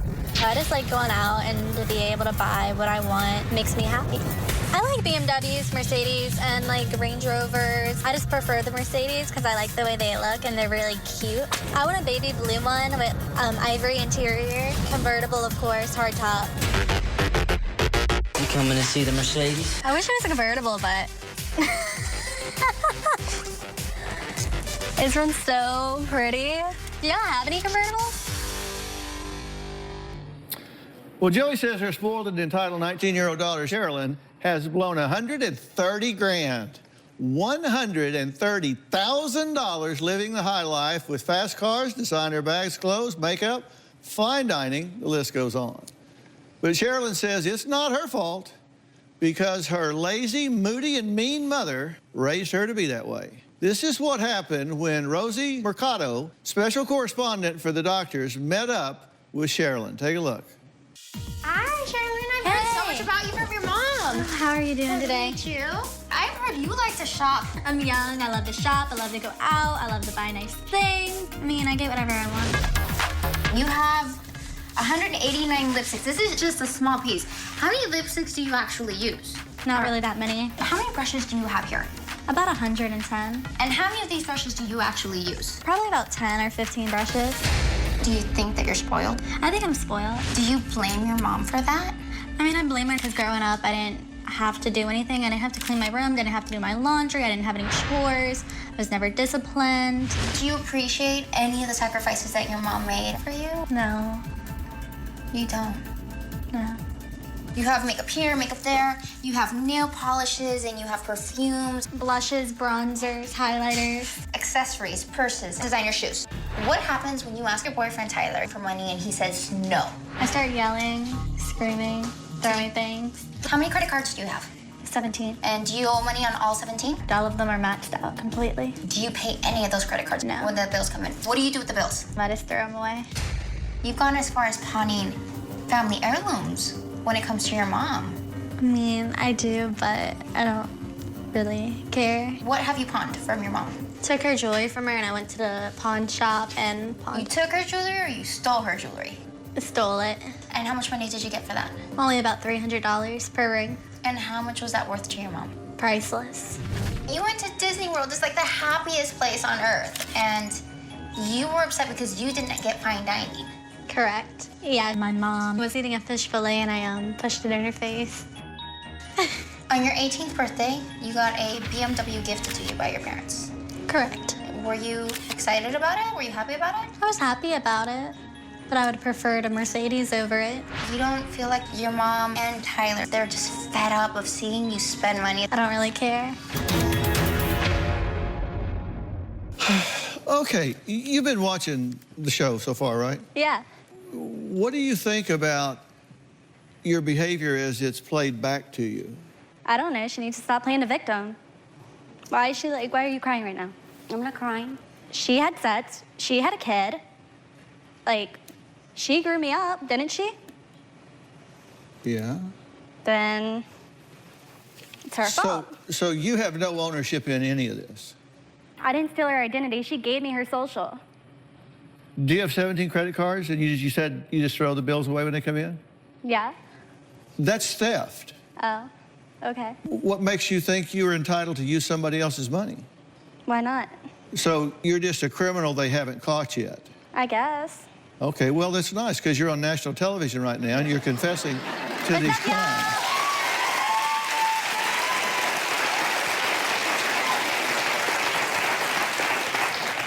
And you say she's playing the victim because she's let you get away with this, right? She's crying right now for no reason. So you shove a fish sandwich in your mother's mouth? I mean, I threw a pizza at her, too. Tell me how that's flattering to you. I mean, she should have ate faster. It's eaten, not ate. Did you sell your 5th grade grammar book?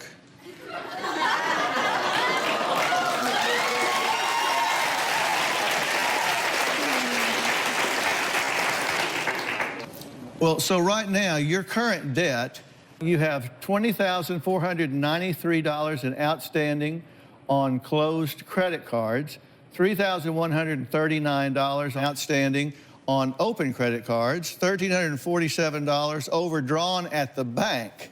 Oh, y'all researched me. That's cute. That's a total of $24,979.22. That's not that much. So do you have it to pay? No. I can go get a job, and I can pay all this off. Uh-huh. It's not that much. Why do you think you did that? Because I can. I could. Yeah.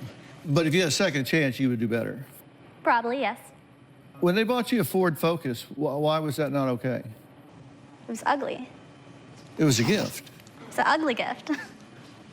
So they replaced it with an Infinity. Yes. That wasn't okay either. It was old. And you pawned your mother's heirloom jewelry. Correct. They were ugly. They weren't very yours. Sentimental. What? They were very Not sentimental. My mother's wedding band set that I had admired since I was a little girl. She's wearing my earrings right now. No, she lost these in the pawn shop. I went to the pawn shop and purchased them out of the case, and I wear them now. So...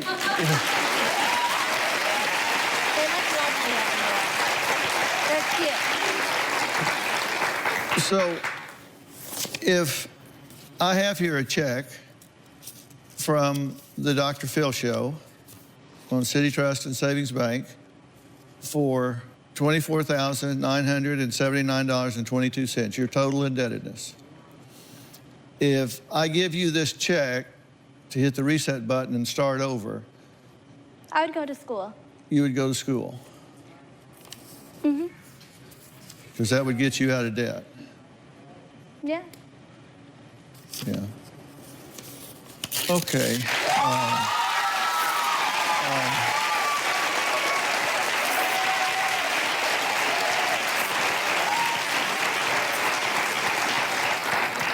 Well, that ain't happening. Sherilyn says she'd rather live off her boyfriend Tyler than work. Maybe he'll give her this check. He has given her over $100 grand and says he's now ready to freeze the funds and the relationship. We'll meet him next.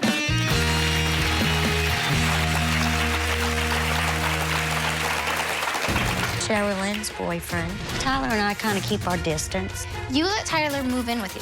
Do you have a good relationship with him? He's been disrespectful to me. He doesn't do anything. He doesn't help around the house. He doesn't pay any bills. He's just an enabler, and he's given Sherilyn all of his money. I regret letting him live here for so long. Sherilyn takes everything that I earn. In the 4 years that I've been with Sherilyn, I've at least given her $100,000 I have taken out several loans for Sherilyn to help pay for the bills that never got paid.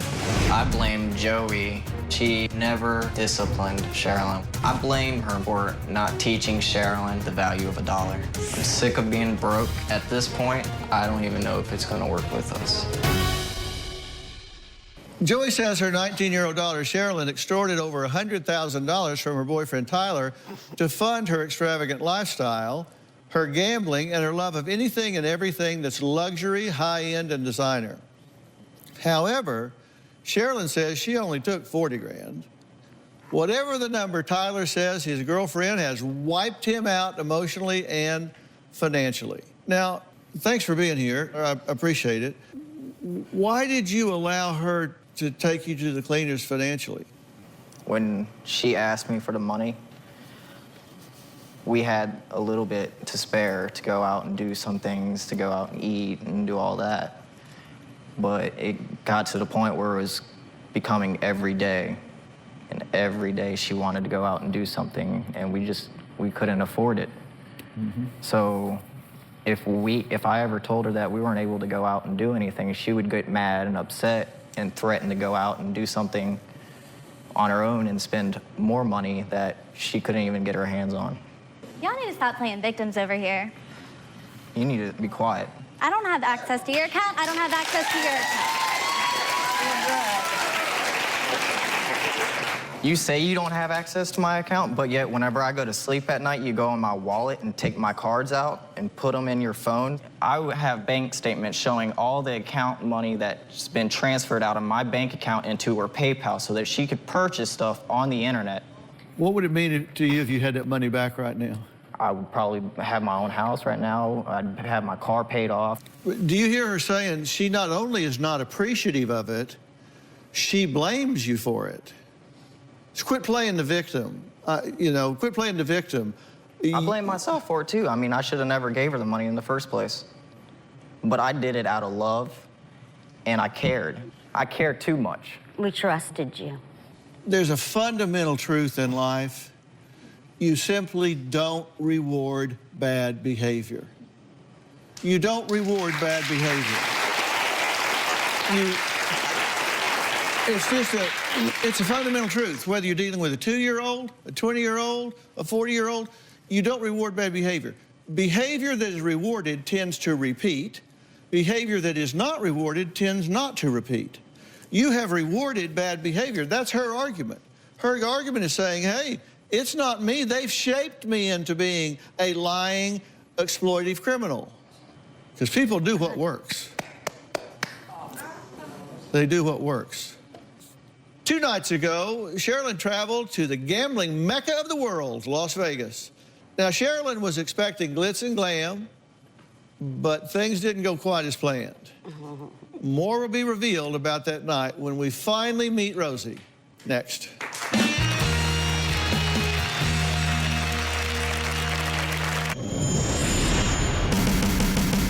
We're gonna do a little bit of math right now. Just in brushes, designer palettes, and lipsticks, you have $11,000 just in cosmetics sitting there. How many designer brushes do you have? About 12. And then what about designer shoes? About 20 pairs. Just in designer shoes, accessories, purses, and cosmetics total, you have over $44,000 sitting in your room. What if today Tyler stops giving you money, your mom stops giving you money? What would you do? Probably be very depressed. And I think I'd end up homeless at the end. Let me formally introduce you to the popular social media personality, model, and mother, Rosie Mercado. I'm raw, real, and relatable. Right here we have boiled nopales. Growing up in a Latino household, Spanish was my first language. A lot of the kids would make fun of me because I didn't pronounce certain words in English properly. My weight has always been a struggle. I was a size 14, 16 in high school. As a young girl, I was not only bullied for being Latina, I was bullied for being overweight. I felt like I was out of place. I took my emotions out on food. I always had dreams of being a model. I actually got my start behind the camera as a makeup artist. One day, the photographer looks at me. You do have a great face. What we're going to do is we're going to take pictures of your face only because you're way too big. You're 420 pounds. The pictures went viral. I had huge agencies contact me. They thought it was a fat body photoshopped into a thin face. Becoming a plus-size model was amazing. I've been in London, in Paris, in Germany, in the US, walking runways. I got to a point where I was way too plus-size. I was 420 pounds, and my hips were like over 80 inches. Being that heavy, I felt numb. A few years ago, I was taking a flight to New York. This guy runs up to me and says, "You can't get on the plane. You want to get on, you need to buy a second seat." And I remember hearing like, and other people laughing and just staring at me. I just started crying. That changed my life forever. In 2 years, I lost 240 pounds. I felt better than I ever did. The plus size community shamed me. I'm a sellout because I lost all that weight. I could go jump a bridge and kill myself. I got big hips, I'm curvy, I'm a size 14, and I'm living life, and I'm doing everything that I never could, so I embrace it. At the moment, I'm 180 pounds. I love the woman that I have become. I'm so lucky that I get to connect with so many people on different levels. I appear regularly on The Doctors, where I have the opportunity to inspire others.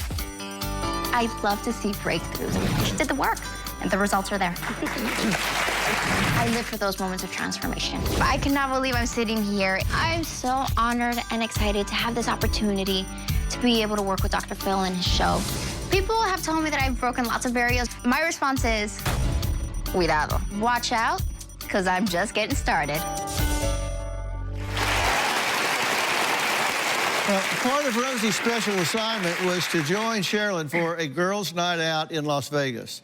But everything is not always what it appears. Hey, hey. Hey, I have a surprise for you. What?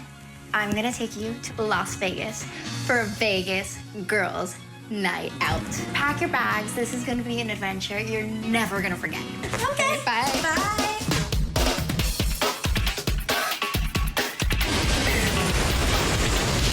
It's time. It's all glittery and lit up. There's a beautiful Louis Vuitton store right there. Oh my gosh, it's so gorgeous. What do you think of Vegas so far? I like it a lot. Ready? Oh, me. You said that one of your biggest fears was what would happen if you ended up on the streets. And tonight, I bring you out to the streets so you can see the reality of what happens out here. We're gonna thank the limo driver, and then he's gonna go out. We'll stay here. Wait, what? Hi, how are you? All right, and yourself? Pretty good. Yeah, I'm scared. I don't know what that is in that cup. I don't want to know. What's in the cups? That was chili. That was chili? You were grossed out, and you're like, what is that? That's someone's meal. That could be the only meal that they have for the day. You gotta tell me what you're thinking. I want to go home. I miss my mom.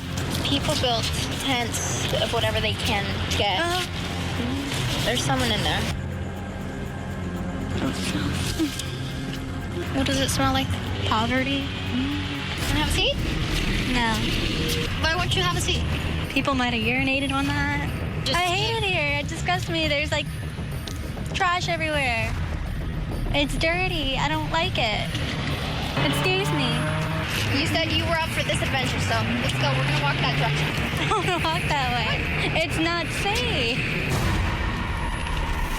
Well, if that was Sherilyn's attitude at the beginning of the night, let's see what happened when she saw where she would be spending the night. Trust me, it was not 5-star. All right.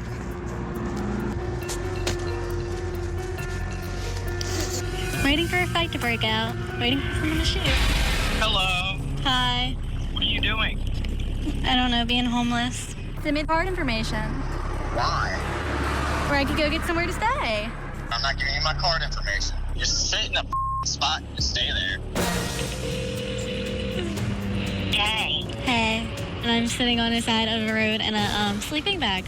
Oh, in a sleeping bag. Does it make you happy, mad? What? Oh, I would be devastated. No, not. Oh my gosh, you're an idiot. You're an idiot. You're like a straight up idiot. Girl, you were in a sleeping bag on the side of the street, and you called your mom an idiot. I don't want to do this. I want to shower. I'm not staying out here. It's too cold. And I want to go home. Okay, but how are you gonna get home from here? I'll go get an Uber. I'll go to the hotel, grab my bag, and go to the airport. They're gonna tell your mom that you didn't go through with this? And yeah, I don't care. I'm selfish. I'm leaving. Screw it. Sherilyn, once you cross the street, it's gonna get more dangerous. Okay, great. Are you sure you want to walk down that way? I don't care.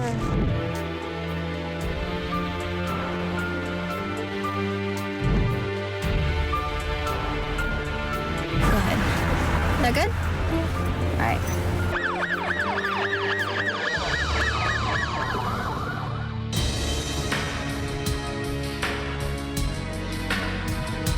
Give me just 5 words of how you would describe what happened throughout the night.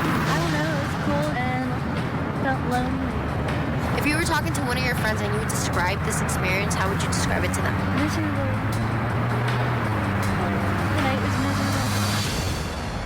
Well, Rosie joins us next, and there was even more that was going on that our cameras didn't catch. Be right back.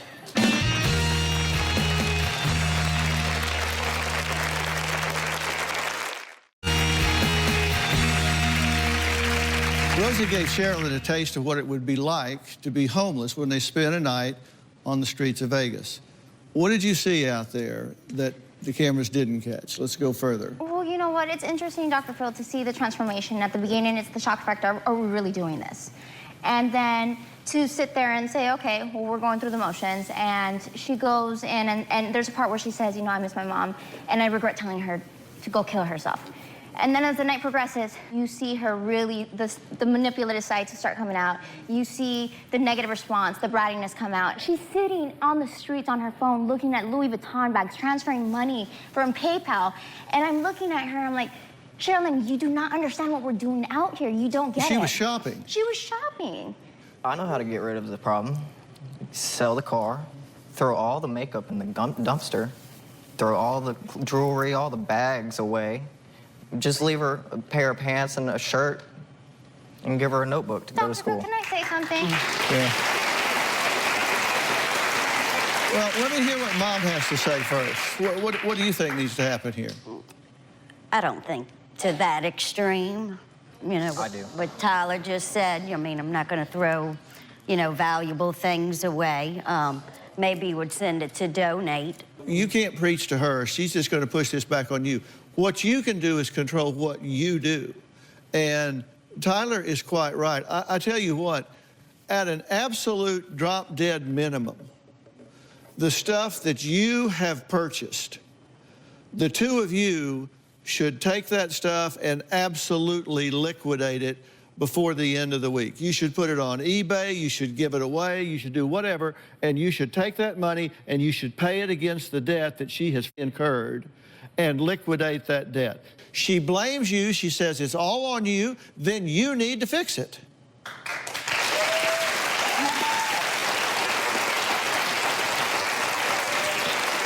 And this is commando parenting. And if she steals from you, you need to call the police and let her spend some time in jail. You have to be willing to do commando parenting here. Are you willing to liquidate everything? A good bit. A good bit of it. Okay. All of it. That's all I can say. I want to thank all of my guests today, and a special thanks to Rosie, special correspondent for the doctors. Speaking of the doctors, Travis is here too. We're going to team up to help one woman who says, as hard as she tries to get bikini beach ready, there is one person standing in her way, her grandmother. Next.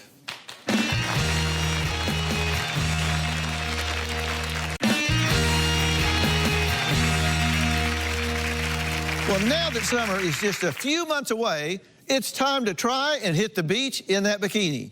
Now, Ashley is a mother of 2 and lives at home with her husband and 2 small children, ages 5 and 1. But after her grandmother Ann, or Nana as she calls her, became sick, she decided to move her in with the whole family. The problem is, Ashley, who had lost 70 pounds, says she's now gaining weight back.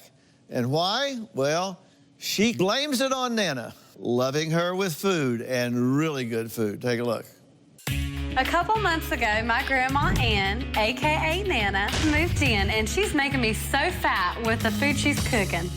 I have struggled so badly to lose weight since my first child 6 years ago. At one point, I got up to 240 pounds. By 2015, I lost a bunch of weight and I got down to 169 pounds. And I now weigh 177 pounds. I blame my Nana for why I gained weight this time around. I'm about to kick her out.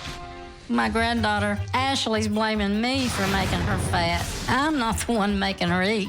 I make delicious Southern comfort foods. You're making a blueberry cobbler right now.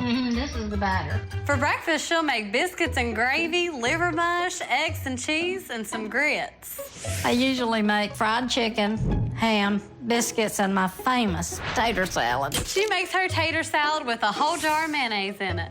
She swears up and down that she does it, but don't you let her tell you otherwise. Ashley loves what I cook, and she eats it. I'm not making her fat. She is. Okay, I feel at home right away because you're the first person I've encountered this season that says grits with 2 syllables. Yes. So you're from the South, no doubt. Yeah, honey, we're from the deep South. Hell yes. Well, I know somebody who I think might be able to point Ashley and Ann in a healthier direction, and that is my good friend Travis Stork.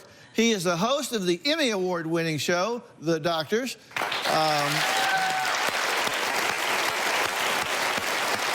So, Travis, good to see you. Thanks for having me, as always. Well, we have fun when you're here, right? We do.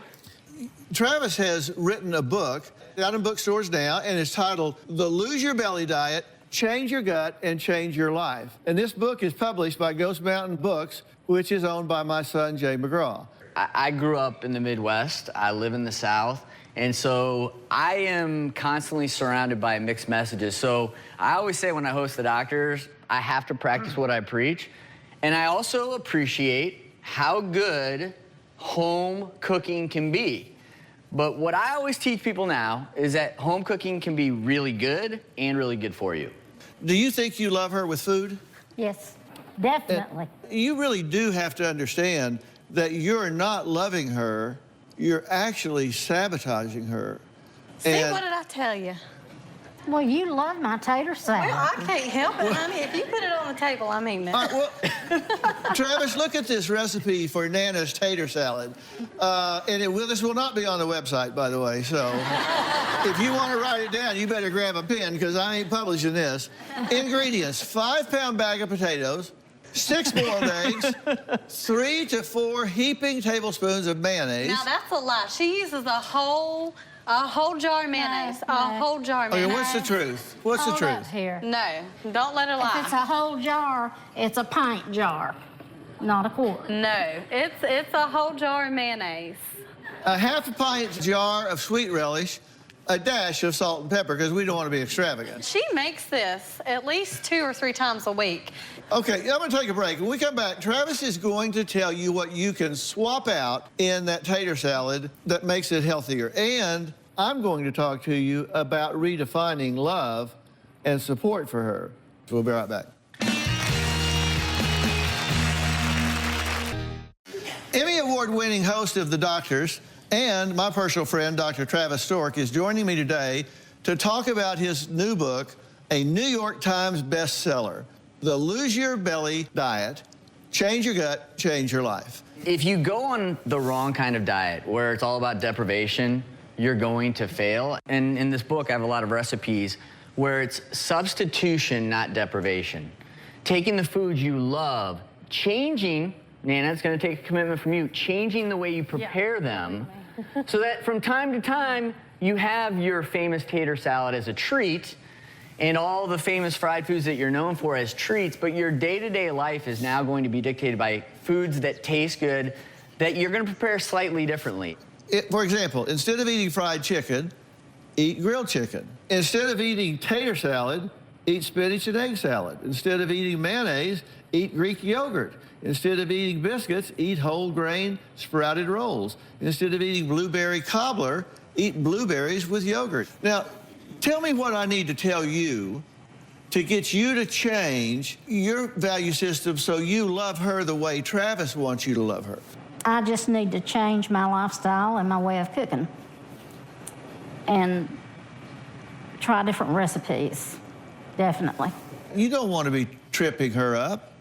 No, maybe we can do it together and I can lose some weight too. Because you see, I'm not. Yeah, I think I love hearing that.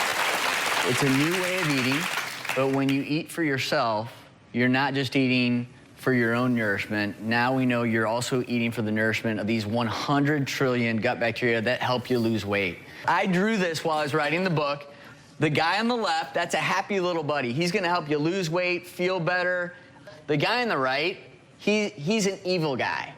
Yeah. Too many of us have the evil guy bacteria hanging out in our guts, but if you start changing your diet within 2 to 3 days, you can start to build up the good little buddies. And I'm telling you. Yeah. What's that? Yeah, I want the happy buddy. You do, and what's crazy is once you do that, you feel better, you lose weight, but also what's amazing is in terms of longevity, you're potentially going to prolong your life as well. We're out of time. Look, I would like to thank all of my guests, and a special thanks to the host of The Doctors, Dr. Travis Stork. He is author of The Lose Your Belly Diet, Change Your Gut, Change Your Life. Please go and get your copy today at bookstores everywhere, or you may go to thebooknook.com. And I will give you a book, and I'll bet you Travis will sign it backstage. Happy to, of course. And that will get you off and running. And oh, by the way, everybody in the audience is going home with a copy. All right? We'll see you next time. Kevin Saint.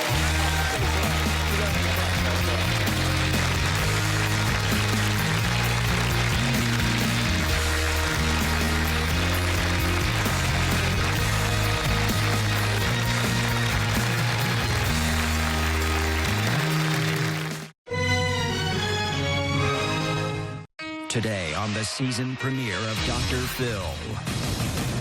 I'm not staying alive for me. For me, if it was me, I'd be gone. Straight away back to my mom. Are you mentally ill? Sinead O'Connor. I became very suicidal. I was a basket case.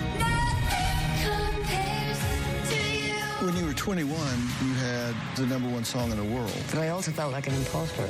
Why? When you tore the Pope's picture up on Saturday Night Live, whose picture were you tearing up? I'm changing my name. Sinead O'Connor's gone. That person's gone. Will you do an experiment with me? Is it gonna make me cry? All the flowers that you planted, Mama, in the backyard. What do you love about your mother? But I love her. Like my mother, Dad, she's dead. All died when you went away. You say she abused you physically and sexually. Tell me what happened. Where do I start?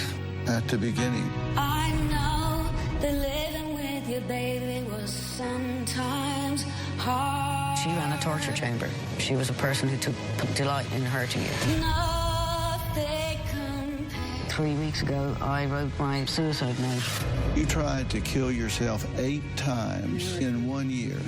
Do you want to be dead? Nothing compares to you.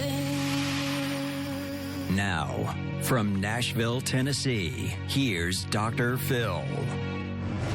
Today marks the first day of the 16th season of Dr. Phil. Back in the very beginning, almost 3,000 episodes ago, I pledged to use this platform to focus on the hidden epidemics in America and strive to give a voice to those who struggle to be heard. We begin this year with an interview that I think addresses both. Sinead O'Connor shot to fame with her haunting rendition of Prince's song, Nothing Compares to You. Sinead O'Connor is the rock star who is, of course, as famous for her look as her songs. She has served notice that this is no ordinary talent. Ladies and gentlemen, please meet Sinead O'Connor. When singer-songwriter Sinead O'Connor burst onto the music scene in the late 80s, we had never heard or seen anybody like her. While she sings sweetly and speaks softly, her actions have made headlines. She became notorious around the world when she tore up a photo of beloved Pope John Paul II on Saturday Night Live. Fight the real enemy. Please join me now in welcoming Sinead O'Connor. Sinead was a superstar with a Grammy-winning, multi-platinum album. Critics said that the then 23-year-old singer was poised to become one of the most influential figures of her generation. Recently, fans were stunned to see the songstress had fallen on desperate times. when she posted a troubling cry for help video. An alarming Facebook video of singer Sinead O'Connor is gaining views and some growing concerns. I'm now living in a Travelodge motel. I'm going to find kidney stone. I'm all by myself. And there's absolutely nobody in my life except my doctor. Then mental illness, you know, it's a bit like drugs. It doesn't give a shit who you are. Sinead O'Connor, alone, distraught, and having what appears to be a complete mental breakdown. Like so many compassionate and caring fans, we expressed our concern and willingness to help. Sinead learned she was on our radar and took the initiative to call me at my office at Paramount Studios, along with her manager and a representative from the Jazz Foundation, a musician support organization. What we're going to try and do is get a transporter. We will get you to Nashville, Tennessee, to the Milestones program. You got all these people in your life. You're not alone anymore. Now, Sinead, a longtime fan of our work, asked for my help, despite questioning whether she felt like she really deserved the focus and energy. We offered to work with Sinead privately, but she was insistent that her goal was to destigmatize mental illness. She said she did not want to live in the shadows anymore and wanted to use her struggle with mental illness to inspire others to reach out for help. She wanted to be an example and a voice of hope. Very excited to be going to get some proper help. Oh my God, I'm so grateful to Dr. Phil for helping me. I'm the luckiest girl in the world. I feel like a Cinderella. We were able to arrange for Sinead to leave New Jersey and be transported by a team of professionals to the beautiful and tranquil Milestones at On-Site Treatment Center, located on 100 acres of rolling hills in Tennessee. This is her story. I really sincerely want to help you. Okay. You are a very important teaching tool because you are absolutely inspirational to millions of others that are struggling with what you're struggling with. And for you to have the courage to candidly and openly talk about this gives others the courage to come forward and seek the help they need. Right. And so... Well, I'm hoping we can save some lives. Well, you're using your life to do exactly that. There's a certain group of people who are absolutely afraid to open their mouth about mental illness, and that is rockers, people in the music business, famous people. I think it's important that those of us that are in the entertainment industry actually do begin to open up. You posted a video on Facebook a few weeks ago that had a lot of people concerned about your well-being. I can't tell you how many messages we got from people. I always love hearing Dr. Phil say, "I'm not going to give up on you. Can he do anything for Sinead O'Connor? As everyone has seemed to have given up on her, I know he will not. Please help this woman." Aww. Then here's another one. "Dr. Phil, I saw this most heart-wrenching video cry from singer Sinead O'Connor on the Daily Mail feed." Then here's another one. "Dear Dr. Phil, I just saw Sinead O'Connor's heartbreaking but powerful video. It moved me. I so hope you could help her out." Aww. I mean, I've got pages and pages I'm of these. actually just really moved by that. Look at these just... That is just so lovely. I'm so moved. I have to say thank you to all of those people. Thank you so much. You know, I have millions of viewers, and they watch for a reason, and they know that I take this seriously, and they took you seriously. I can't but tell you how moved I am. I can't find words for once in my life. Dr. Phil and these people are the first people to ever manage to shut Sinead O'Connor up. Well, I have to tell you, in all seriousness, I'm really sorry it took me this long to find you. I'm not, because I'm so happy that you did. This is the time that God decided you were supposed to find me. I mean, that's why all these people are writing in saying, you know, please help this woman. But isn't it funny how God works in very mysterious ways? Because this all kicked off, this few years of nightmare started with a kidney stone. But now I'm glad, because if not for the kidney stone, I wouldn't have had the pity party that made me make the video. And we wouldn't be sitting here now, you know? I want to play a little bit of that video and ask you to comment on it. I just can't understand how a person can be left so alone, and I want everyone to see what it's like. It's why I'm making this video. All the people who are supposed to be loving you and taking care of you are treating you like Who are the people that won't take care of you? Are you talking about your family? Yeah, no, obviously I want to be really clever because, like, I love my family and I don't blame them. It's not easy for families of mentally ill people. We can be difficult. What happened was I had been writing to my family, begging letters, you know, and angry letters and raging, and I don't want to make out like I'm a victim here. I give it as good as I get. I was an ass to my family. I thought it would be better maybe my family might, if they saw how I'm feeling, they would relate to it. You don't even care. I hoped in my kidney stone madness that my family would see it and go, oh my God, we didn't realise it's that bad, we'll go get her. Do you know Did they what I mean? watch? No. How do you know? One of them told me. Yeah. I rang one of the fathers of my children, who happened to be 5 miles away from me in New York at the time, and had my 10-year-old child and didn't bring him to see me. Are you mentally ill? I don't believe I am, no. Unless you say the complex post-traumatic stress disorder is a mental illness. I've had a psychiatrist. One psychiatrist told me I'm the sanest person he's ever met, which, of course, everyone laughs at when I say that. Musicians are always a little on the edge. We're somewhere out there. Also, I'm a child abuse survivor, very severe child abuse survivor, so, you know, I'm a little out there. I'm unusual, irregular, eccentric. What kicked all of this off really was that I had a hysterectomy, a radical hysterectomy in Ireland 2 years ago, and I lost my mind after that. And that's, I think, what happened with my family, and we have to give my family credit, and you know, they're not here to speak for themselves, so I don't want to disrespect them, but the fact is, they didn't know who the hell I was.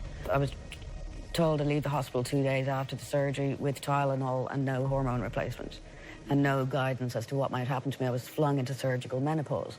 So hormones were everywhere. I became very suicidal. I was a basket case. So yeah, I would say that after the hysterectomy, I was mental. When we talked on the phone, you told me that you tried to kill yourself 8 times. I know, I counted up the times in my life that I've tried to. In 1 year. Why? Because they left me. They left me and they wouldn't let me see my child. His father, who never bothered with the child, snuck him into foster care behind my back while I was in hospital trying to recover from being bonkers. And so off he goes into foster my care. My family, they all left the child there for 6 months. Of course, I lost the plot, raging, angry. And anger was part of the suicidal feeling, and also was the grief and unfairness, and I can't get hurt unless I'm dead in front of them, blah, blah, blah, you know. But that's what it was really about. That's what made me lose my absolute mind, was that they kept me from my most vulnerable child. Also, in some of my abuse as a child, my mother quite regularly was attempting to destroy my reproductive system. So the surgery was very triggering. You say your mother abused you physically and sexually. And this is really important to me. Tell me what happened. What did she do? Coming up. Where do I start? At the beginning. She ran a torture chamber. She was a person who took delight in hurting you. She used to make me say over and over, I'm nothing, while she was beating me. I think it's very important I tell you, my mother is not the only person I've been raped by. Tomorrow on an all-new Dr. Phil. A daughter's suicide. You believe her boyfriend knew she was going to kill herself. And 2 parents. I love Samantha more than anyone I have ever met. You didn't go to the funeral? No, I had a licensure exam that day. Struggling with grief. Her clothes, Jonathan. Why can we not have our daughter's clothes? I told you, they were outside. You could come get them. That's tomorrow. I know that living with you, baby, was sometimes hard. We now return to Dr. Phil's exclusive interview with Sinead O'Connor. You say your mother abused you physically and sexually. And this is really important to me. Tell me what happened. She was not well. She was really very, very, very not well. I would say she was possessed, although I'm not sure I believe in such things. Mm-hmm. So either she was just a sadist and a pedophile, or she was possessed by the devil. Well, let me work backwards here. When you were 8, your parents divorced after a really troubled relationship. And well, there was no divorce in Ireland. They separated. And then what happened was, when the day my father left, we were very upset. My father had built us a shed in the garden, a hut to play in. My mother was so angry at us for being upset that he left that she said, right, if you love him that much, you can live in the shed. So from the day he left, we were living in the garden for months. Well, when you mean garden, you mean the yard? The backyard. The backyard. Yeah. It would not be fair for me to discuss anything that she did to my siblings, so I have to only discuss what she did to me. Okay. She ran a torture chamber. It was a torture chamber. She was a person who took delight, would smile in hurting you. What did she do? Where do I start? At the beginning. My earliest memory is she's telling me that I shouldn't have been born. She didn't want me. She didn't want girls. She wants me to be a boy. She dresses me like a boy. She chops my hair off. Whenever she beats me, which is daily, I'm naked. She makes me take my clothes off. I have to lie on the floor. I have to open my arms and legs. I have to let her attack my abdomen. She wants to burst my womb. She wants to destroy my reproductive. She wants to stop me being a female. She did this to you for how long a period of time? From Was this a 0 to daily 13. thing? So she basically, it would be sweeping brushes, she'd be stamping on me with her feet. The phone would ring in the middle of it and she'd be like, oh, hi, how are you? Her foot would be on my naked on the floor. I'm 3, 4, 5 years of age. Kindergarten, I win the prize for curling up in the smallest ball. I remember being about 5 or so, we were meant to go somewhere for the weekend. She made me put on a dress that used to belong to my sister and the button was missing. She beats the out of me because the button is missing off the dress, takes the dress, takes the light bulb out of my room, locks me in my room, and then everybody leaves for the weekend. She's the type of person, she'd make you get every Bible in the house and every hockey stick. We used to be terrified. The last day of school in summer was the most unhappy day of our lives. All the other kids would be delighted. We'd be hiding the hockey sticks and the tennis racks and crying because we're stuck with her for the summer. She would invent reasons to beat you up. Like, she'd say the lampshade is crooked. My job was to clean a house. So if I left the lampshade a bit crooked after I dusted it, she'd beat the out of me. Daily this went on. The only thing you'd be sure of every day is you're going to get the kicked out of you when you hear the steps of her waking up. Literally, me and my brother used to pee our pants. How long did this go on? Till I was 13, I ran away. She used to make me say over and over, I'm nothing, while she was beating me. I am nothing? I'm nothing, I'm nothing. It was a very small toy. After a while, you begin to believe it. In fact, you are nothing. For 38 years, these wounds have been festering within you, and you've never had trauma treatment for this until right now. This was my treatment. I understand. Music. I think it's very important I tell you that my mother is not the only person I've been raped by. I've been raped several times by other people as a child. And how old are we talking about? 3, 4, 5, 6, 7, 8, 9, 10, 11, 12. This was an ongoing part of your life? Strangers in Ireland, yeah. Who was protecting you? Social services didn't exist. I mean, I had my mother put in hospital at 13 for 3 entire months, which is why I had the courage to leave, because I had 3 months freedom. My first single is a song called Troy. It talks all about, I remember at Dublin in a rainstorm, sitting in the long grass in summer, keeping warm. It keeps talking about the garden. Like, there's constant references even in my songs. If you listen to my albums from time, immemorial, like, they're diaries of a person in recovery from child abuse. From song 1, single 1 is telling you what happened. And the reason I've done that is because I knew if I didn't tell and I didn't become well known, no one would ever have known we existed.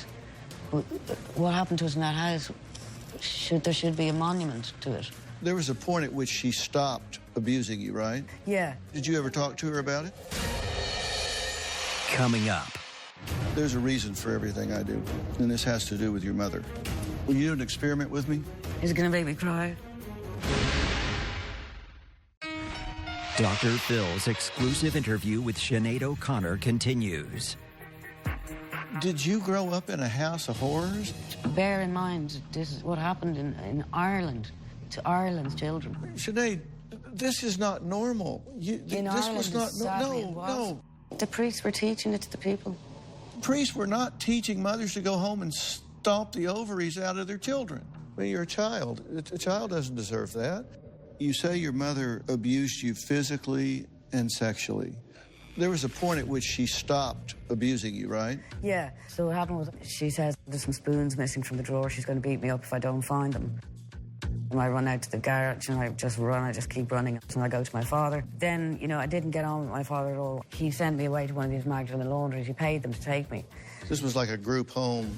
Magdalene laundry, they're notorious. Yeah. And I used to run away from the place. Interestingly, the nun there bought me my first guitar. They're the ones that spotted, okay, the only way we're going to save this music, you know. Anyway, I go there and I'm running away from there all the time to my mother, to go stay with my mother. I guess I got to be the same size as her. She stopped hitting me, you know. So we developed a very good relationship between the age of 14 and 16 and a half. We had a great relationship because she was blown away that I forgave her. Did you ever talk to her about it? One day I did ask her, why did you do what you did to us? And she said, I never did anything. What are you talking about? And I was furious with her, raging with her, because I didn't talk to her for about 9 months. Next thing I hear, she's dead in a car crash. Did you have unfinished emotional business with her when she died? Well, the whole family did. Nothing could ever be fixed again and will never be fixed again. He's very kind of God to take her. Her life was hell. You wouldn't want to be her, you know? So I was relieved for her, relieved for me, but devastated at the loss of her. She was my best friend. There's a reason for everything I do, and this has to do with your mother. Will you do an experiment with me? Is it going to make me cry? I don't know. Okay. Okay. I'm looking for the exit. You don't need to run. The first thing I want you to do with your eyes closed is I want you to picture your mother's face.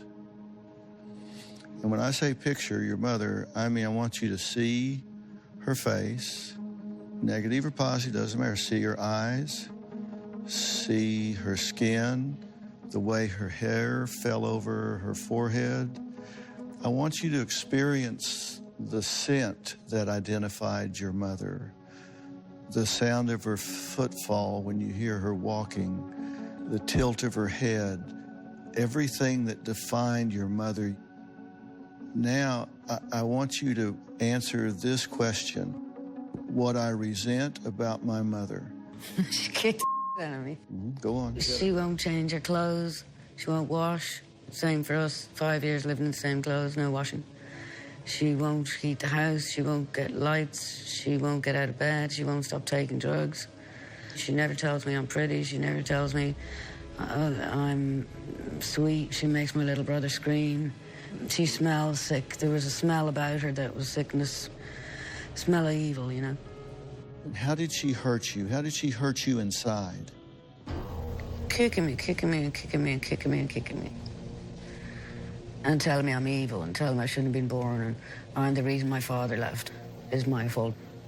All right, change of question. What I wanted from my mother, I did not get. Cuddles, love, kisses, sweet names, snuggles, sleep in the bed with her, sweet presents. Tell me what I miss about my mother. I hate not being able to love her. I hate not being able to have taken care of her, maybe given her some love back, help her. Nobody helped her. I miss that I cannot put my arms around her and tell her I love her and that she's all right and actually, you know, mother her. I wanted to mother her. I would have taken care of her even if she was an absolute monster. Without even thinking, what do you love about your mother? The first thing that came to my mind actually is that she's dead, which is a very strange thing to come to mind, but I love about my mother that she's dead. I think it was very kind of her. Although I miss her horribly, I really ache for her, and I think that's part of where my suicidal instinct comes from, is that I want my mother. But I cannot wait until the day that I naturally get to heaven so that I can see my mother again. Okay, do this for me. Close your eyes one more time. If you sat before your mother right now and you had 1 minute left in this world, what would you say to your mother? I'd throw myself on her like a monkey and I'd never let go. I'd tell her, I love you, I missed you so bad, I missed you so bad. My life has been terrible, terrible, terrible, terrible, terrible, terrible. I miss her so bad. I can't wait to see her again. I tell her I love her. Would she hurt for you? Would she feel your pain? That I miss her? Yeah, I like to believe, and I do believe, that me forgiving her and loving her has helped her in terms of her karmic payback after death. To be in each other's arms, that's what me and her want, really. Do you know what I mean? To be in each other's arms would make both of us so happy. You know? Do you think with the clarity of where she is, she knows what she did to you? Coming up. When you were 21, you had the #1 song in the world. But I also felt like an imposter. How so? All the flowers that you planted, Mama, in the backyard. Do you think your mother, with the clarity of where she is, she knows what she did to you? Yeah, but she knows that it's okay because I forgive her. I tried to get my sister to forgive her. She said, no, I can't. And I had a nightmare about it that night. And I said to my mother, are you not upset that my sister can't forgive you? My mother said, I do not want what I haven't got. And that's why I call the album that. And when I cried in that video, it was my mother I was thinking about. All the flowers that you planted, Mama, in the backyard. One tear falls down my face in the video. But she's relieved to have my love and my forgiveness, you know? You said she cut your hair off. Yeah. Why do you keep your hair shaved? When we were children, my sister had the most beautiful red hair, glorious red hair, the type you'd be jealous of, like just beautiful. You know, like that gorgeous woman on that show, Mad Men. You know, that woman that just like Jessica Rabbit looking, you know. But my mother took it into her head that my sister's hair was ugly and horrible and disgusting. And she started, when I had long hair, she would introduce us as her pretty daughter and her ugly daughter. And that's why I chopped my hair off. I didn't want to be pretty. It was dangerous to be pretty too because I kept getting raped and molested everywhere I went. Have you ever told anybody that's why you keep your hair cut short? A couple of my friends, you know. But that was a huge part of it. I didn't want to be raped. I didn't want to be molested. I did not want to dress like a girl. I did not want to be pretty. You know, other girls beat you up if you're pretty too. The other reason was in the music business. I was asked one day by my record company, would I grow my hair long and wear short skirts because they wanted to sell me on my sexuality. And I was like, I didn't want to be sold on that. I wanted, if I was going to be successful, I wanted to be because I was a good musician. So I said, no, it's got to be about how I sound and not how I look. Plus, I was a protest singer. I came from an age of protest singers. The artists I was influenced by, etc., they weren't the type that were selling themselves on how they looked. When you were 21, you had the #1 song in the world. Did you feel like you had the #1 song in the world? Yeah. But I also felt like an imposter. How so? Well, I knew, because of my own song, I couldn't understand why people like my songs, the songs I wrote. That was a Prince song, so of course I thought, well, that's great, it's a Prince song, of course everybody loves it. But I felt like the imposter that people loved the album. That's what was shocking to me. So I'd be doing the gigs and I'd be singing my songs and the people would go mental and I'd be thinking, why are they all going mental? And I'm just a complete and then I'm on like David Letterman or I'm on Jay Leno or and I'm like, I'm an imposter, what am I doing here? Why are these people? I felt like an imposter, which a lot of musicians feel. A lot of musicians tell you the same thing. As soon as you get off stage, you're just the that you normally are, isn't it? Yeah, I mean, I'm just a country boy from Texas. Yeah, and I'm just a crazy bitch from Dublin, you know. When you tore the Pope's picture up on Saturday Night Live, whose picture were you tearing up? The Pope's. I mean, what did the Pope represent to you? Coming up. I actually became a singer because I thought it was so evil that I was going to go to hell, and I wanted to sing so that I might have a chance of getting into heaven. Dr. Phil's exclusive interview with Sinead O'Connor continues. When you tore the Pope's picture up on Saturday Night Live, whose picture were you tearing up? The Pope's.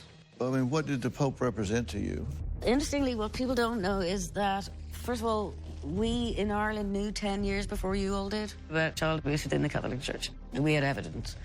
The photo itself had been on my mother's bedroom wall all my life. I was genuinely very angry with what the church were doing. By ripping that picture, you know, I risked my career, everything. I could be a billionaire now if I wanted, if I believed in it, you know what I mean? But I don't. But I know what you're getting at, and yes, this didn't occur to me until about 6 months ago. It's my father. Did you know you were going to do it when you went on? Mm-hmm. So I had planned it for a couple of weeks. At the very end, I pull out the picture of the Pope and tear it up. Silence. Threw it at the camera. Silence. Everywhere. It was fantastic. So what happened afterwards? My manager vanished for about 3 days. He went to his hotel, just unplugged the phone. About 10 years after that I don't remember, because that's when it became acceptable and it became the norm that I was treated by everyone I knew, from family to everyone, like I was an absolutely insane, crazy person. Here's the thing. I look at things from the standpoint of why people do what they do and don't do what they don't do. We've got a situation where you've gone through horrific sexual abuse, physical abuse. You've gone through serious abandonment. This leaves really scars on people. And to me, when I talk about psychological scars, it's the same as if you had a scar on your arm. Oh, I have a few on my body from me, Mummy. Nice memories. You then have a hysterectomy. For some women, your hormones can change dramatically and you can become very depressed. Then we have to understand that a part of your sexual abuse is your mother stomping on your reproductive system. Now here they come at age 49 and somebody says, okay, we are taking your reproductive system. It's not a real stretch to think that that triggers, of course. Okay, here we go. My mother, she's getting her way. Then your child is now my most vulnerable gone, and you don't know where. So I start asking myself not why you're reacting the way you are, but why not. Exactly. Can I high five you? Yes, you can. Thank you. Okay, so now... That's what I've been screaming at, but no one can hear me. And you know why? It's because I'm Sinead O'Connor, the artist who ripped up the picture of the Pope. I told you on the phone, I said, you're not alone anymore. And I meant that. A million people have said that to me, and you're the only person that had ever said it that I believed it. And you know why I believed it? Why? Is because you kind of kicked my ass as well. Yeah. And made me trust you. Did you feel that you were left to die alone? Coming up. Tell me about this guitar. When I took an overdose about 3 weeks ago, I wrote my suicide note on it. Sinead O'Connor's gone. That person's gone. Why? Dr. Phil's exclusive interview with Sinead O'Connor continues. Did you feel that you were left to die alone? Yeah, I was left to die alone. I mean, my family principally, really, the final reason that they buggered off on me was because I was suicidal, because I made a suicide attempt. You're not a horrible, evil person. Okay. I actually became a singer because I thought it was so evil that I was going to go to hell, and I wanted to sing so that I might have a chance of getting into heaven. You didn't respond to what I said. That I'm not a horrible, evil person? Yeah, I know. Well, it's very nice of you to tell me that. Thank you very much. I am beginning to believe it. I am beginning to understand that. I am. It helps that you're confirming what I thought, which is that, you know, why wouldn't I have lost my flipping mind here? Listen, I made you a present. I've got to show you what it is. We had to draw a picture of what our life would look like if it was exactly what we wanted. And I'll explain it. All right. Okay. For some reason, I've an enormous attachment to the American military, and I want to work with the dying veterans, specifically as a sitter. That's terrific, and it's very forward-looking. You have to sign it for me. My new name. Okay, and what is it? Magda David. Sinead O'Connor's gone. That person's gone. Why? Because I don't want to be that person anymore. Are you going to record as Magda Devitt, the artist formerly known as Sinead Yeah, O'Connor? for the first album, I'll have to say that. I will have to do like Prince did, yeah. Do you think it will be hard to resurrect your singing career after being away for a period of time? No. My career is in live performance. That's what I'm born for. I am a very, very, very brilliant live performer, and I love it. I told David Foster that I was going to talk with you, and that you said one of the things you wanted to do was get back to your music. And I said, if she wants to, will you work with her and do songs? You're kidding me. You're joking, right? You're kidding me, right? This is just, like, unbelievable. Like, I'm Cinderella here. This is crazy, because the whole thing, since you got in touch, I'm like Cinderella. I asked him He would work with you, produce a song, write with you, and this was his response. Oh, my God. Of course, 100%. Whatever you need from me, I am there for an hour, a day, or a week. She's a major talent. I was just talking about her the other day. Oh, my God. Because, you know, I think it would do me so much good to start making some bloody music. I haven't been working for 2 years. Well, that's why I was saying I've been working on this from every angle. Tell me about this guitar. I wrote my first 2 albums on a 12-string guitar. So I bought this beautiful Gretsch guitar on Amazon. And when I took an overdose about 3 weeks ago, I wrote my suicide note on it, which I don't know if you want to see. It says, forgive me, I just could go no further. Hashtag one of millions. After I put the video on Facebook, a beautiful Irishman calls me, who I happened to have bumped into 20 years ago in Ireland one day. He lives in Jersey. He says, I know these people at Jazz Foundation. They work at Englewood Hospital. I'm going to bring you there. They're going to help you out. Next thing I meet Wendy, and they saved my life. They literally bring me bra, clothes, shoes, everything. I have nothing. The Jazz Foundation are incredible people, and we do have a crisis in rock and roll at the moment of suicides. The whole purpose was to bring this to the attention of other people to help them avoid committing suicide. Well, that's the thing. She's using her life, but that's the time to use it. She's a great teaching tool, and she has all of this stretched out ahead of her. And the musicians are the healers. So I would like to be able, if you would allow me, to read the list of the names of all of the rock and roll suicides that have happened since rock and roll began. Of course. Okay, here we go. Graham Bond, Pete Ham, Phil Oakes, Tom Evans, Del Shannon, Richard Manuel, Danny Gatton, Brad Delp, Vince Welnick, Ronnie Montrose, Bob Welsh, Keith Emerson, Chris Cornell, Chester Bennington, Kurt Cobain, obviously. I include Amy Winehouse. I include any artist who died from drugs in the music business. That is a suicidal behavior. Whitney Houston, for her daughter as well, God help her. Well, I know there are hundreds more. There are hundreds more.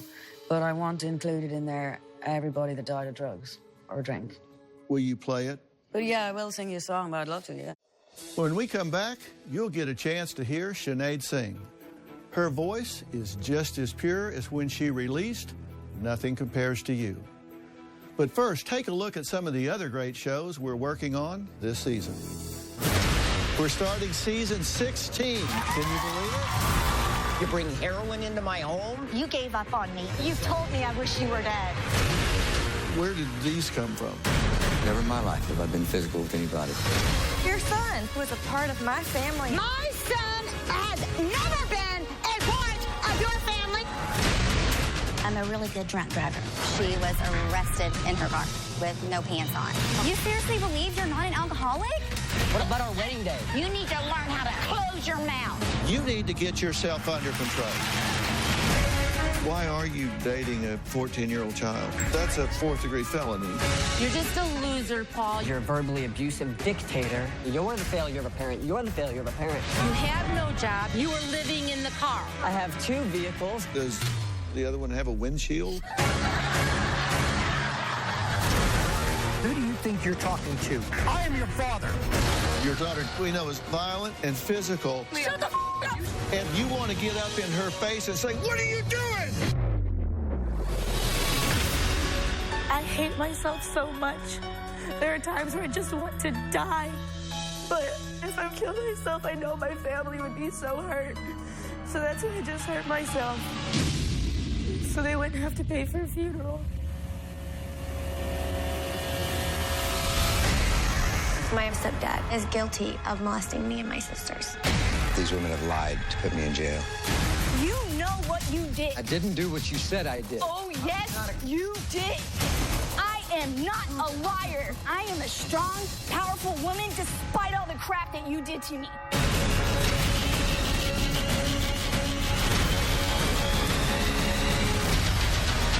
You say nobody listens to you, nobody gets it, nobody understands. Look me in the eye. I do.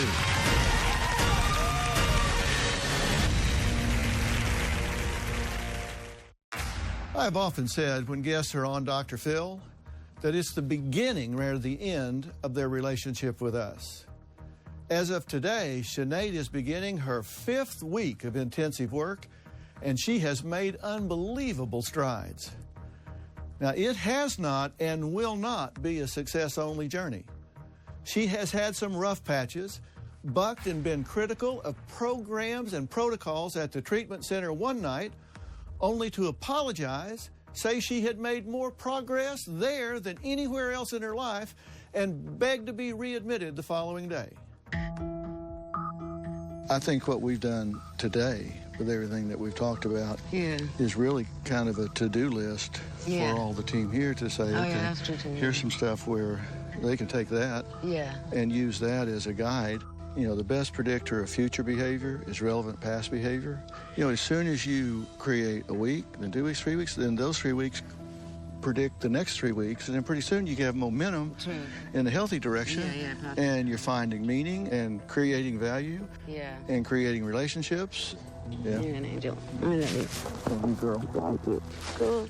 Thank you so much, everybody. Right, that was just the greatest day ever. Really brilliant. Thank you so much. Really, I'll never forget it. Sinead recently progressed to the point where she was no longer resistant to or threatened by certain psychiatric modalities that her milestones at on-site team felt she needed. As a result, we were able to make arrangements for her to be temporarily moved to a psychiatric inpatient facility where intensive diagnostics, including blood chemistries, brain scans, hormonal profiling, and advanced psychometrics, will inform a customized psychiatric treatment protocol. Creative Care is an inpatient treatment facility that's been in business since 1989. It is one of the most serene, beautiful places that you can go. It is staffed with some of the top mental health professionals in the world for really getting people to work through and get down to the core of what's going on with them. Now, once they're there, we step back and let them do their thing. That's for them, not for us. But suffice it to say, Sinead feels like she is no longer alone and that she is now getting more support, care, and love than she has had in the last 20 years. I know that living with you, baby, was sometimes hard, but I'm willing to give it another try. Oh,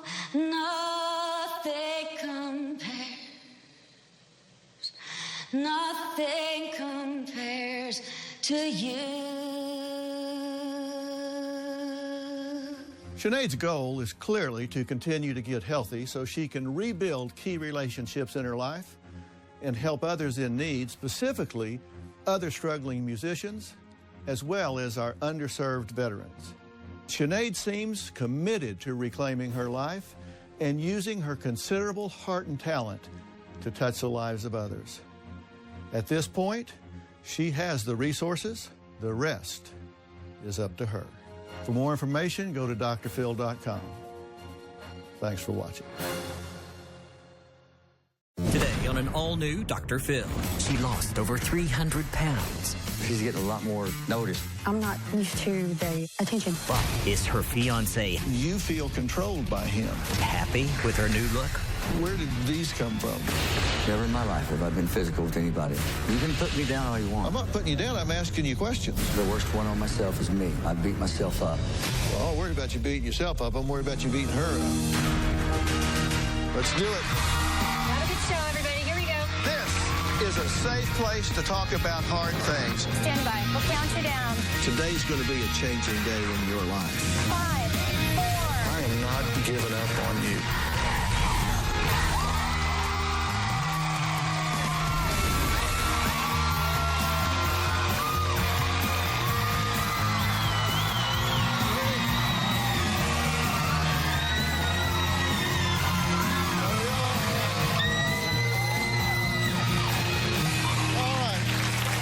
You know, today's story began as an amazing, and I mean amazing, transformation. Debbie tipped the scales at 450 pounds. For 12 years, she barely left the house, missing major milestones such as birthday parties, missing her own daughter's graduation. Now, 2 years ago, Debbie decided enough is enough. And so she underwent gastric bypass surgery and lost more than, get ready for this, 300 pounds.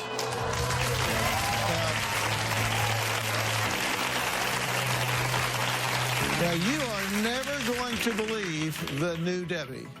Look at her now. Now, you would think she would be overjoyed at her incredible weight loss, but Debbie says she just can't stop seeing herself as disgusting. Take a look. At the time I was 40 years old, I weighed 450 pounds. People made fun of me because I couldn't fit through doors.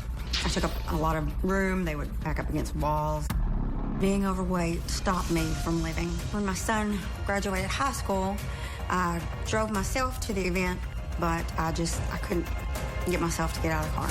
I was afraid that the people that knew me, parents that grew up with my son, would recognize me and put me down, talk about me. I was so embarrassed by the way I looked. I just stopped leaving the house. I became an agoraphobic. Finally, in 2015, I had the gastric sleeve surgery. I lost over 300 pounds. Before, people would look at me because I was disgusting, hideous, and now they look at me because they like the way I look. But I still have a hard time accepting myself. I don't see what other people see in the mirror. I feel like I have no self-esteem, that I'm not equal. I'm not good enough. But Debbie's story does not end there. She says her fiancé, James, isn't happy about her new look either. He doesn't even allow her to wear makeup and is very jealous, according to her, of the way men stare at her. I reconnected with my fiancé, James, in 2016. I fell in love with Debbie because she's spunky. He loves me like I've always want to be loved. He's genuine. But James is very much an alpha male. It's my way or the highway. This is the way life is. He wants to dominate the relationship and be the one in charge. He can control what I'm eating and what I'm looking at and what I buy. I like being in charge. I know more about the way you do things. James acts very protective of me when I'm around other men. He tells me that I stare and that I speak flirtatiously. Sometimes I like giving her a pep talk before going to a place. What they're doing, look, they're going to stare. So prepare yourself. Sit down and stare at me. Let them know how much you love me. He has a problem with trust. He doesn't like for me to lock the bathroom door because if I'm in there behind a locked door, that I'm doing something I shouldn't. Or if I'm talking to myself, who are you talking to? I'm protective. I will tell you that. I am not jealous. When I argue back, he gets very frustrated. I've got to a point where I've trusted Daddy. I have put her down. He calls me the worst words that you can call a woman. But I know deep down that he truly, sincerely loves me. And if there were a judge here right now, I'd marry him today, over and over. So you've lost 300 pounds, right? Yeah. Well, congratulations on that.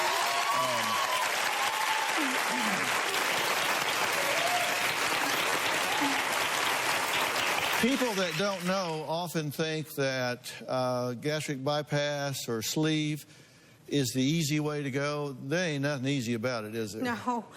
I'm not used to who I see in the mirror. And I look in the mirror and I go back 5 minutes later and I look again and I'm having trouble connecting with who I am now. I was an agoraphobic shut-in for over 10 years, and I didn't go anywhere. I had no life. I missed out on a lifetime. How are you doing with the changes? Oh, I love the changes. She's getting a lot more noticed. You know, men are just not noticing her big time, and she's naive a little bit about that. So how do you deal with that? Well, I'm not jealous. You know, can't be the guy running around all mad all the time. You can't do that. I'm grown. I'm not a kid. But she needs to understand all of them. They're just not wanting to be her friend. You said you've had to coach her, tell her how to handle some of this stuff.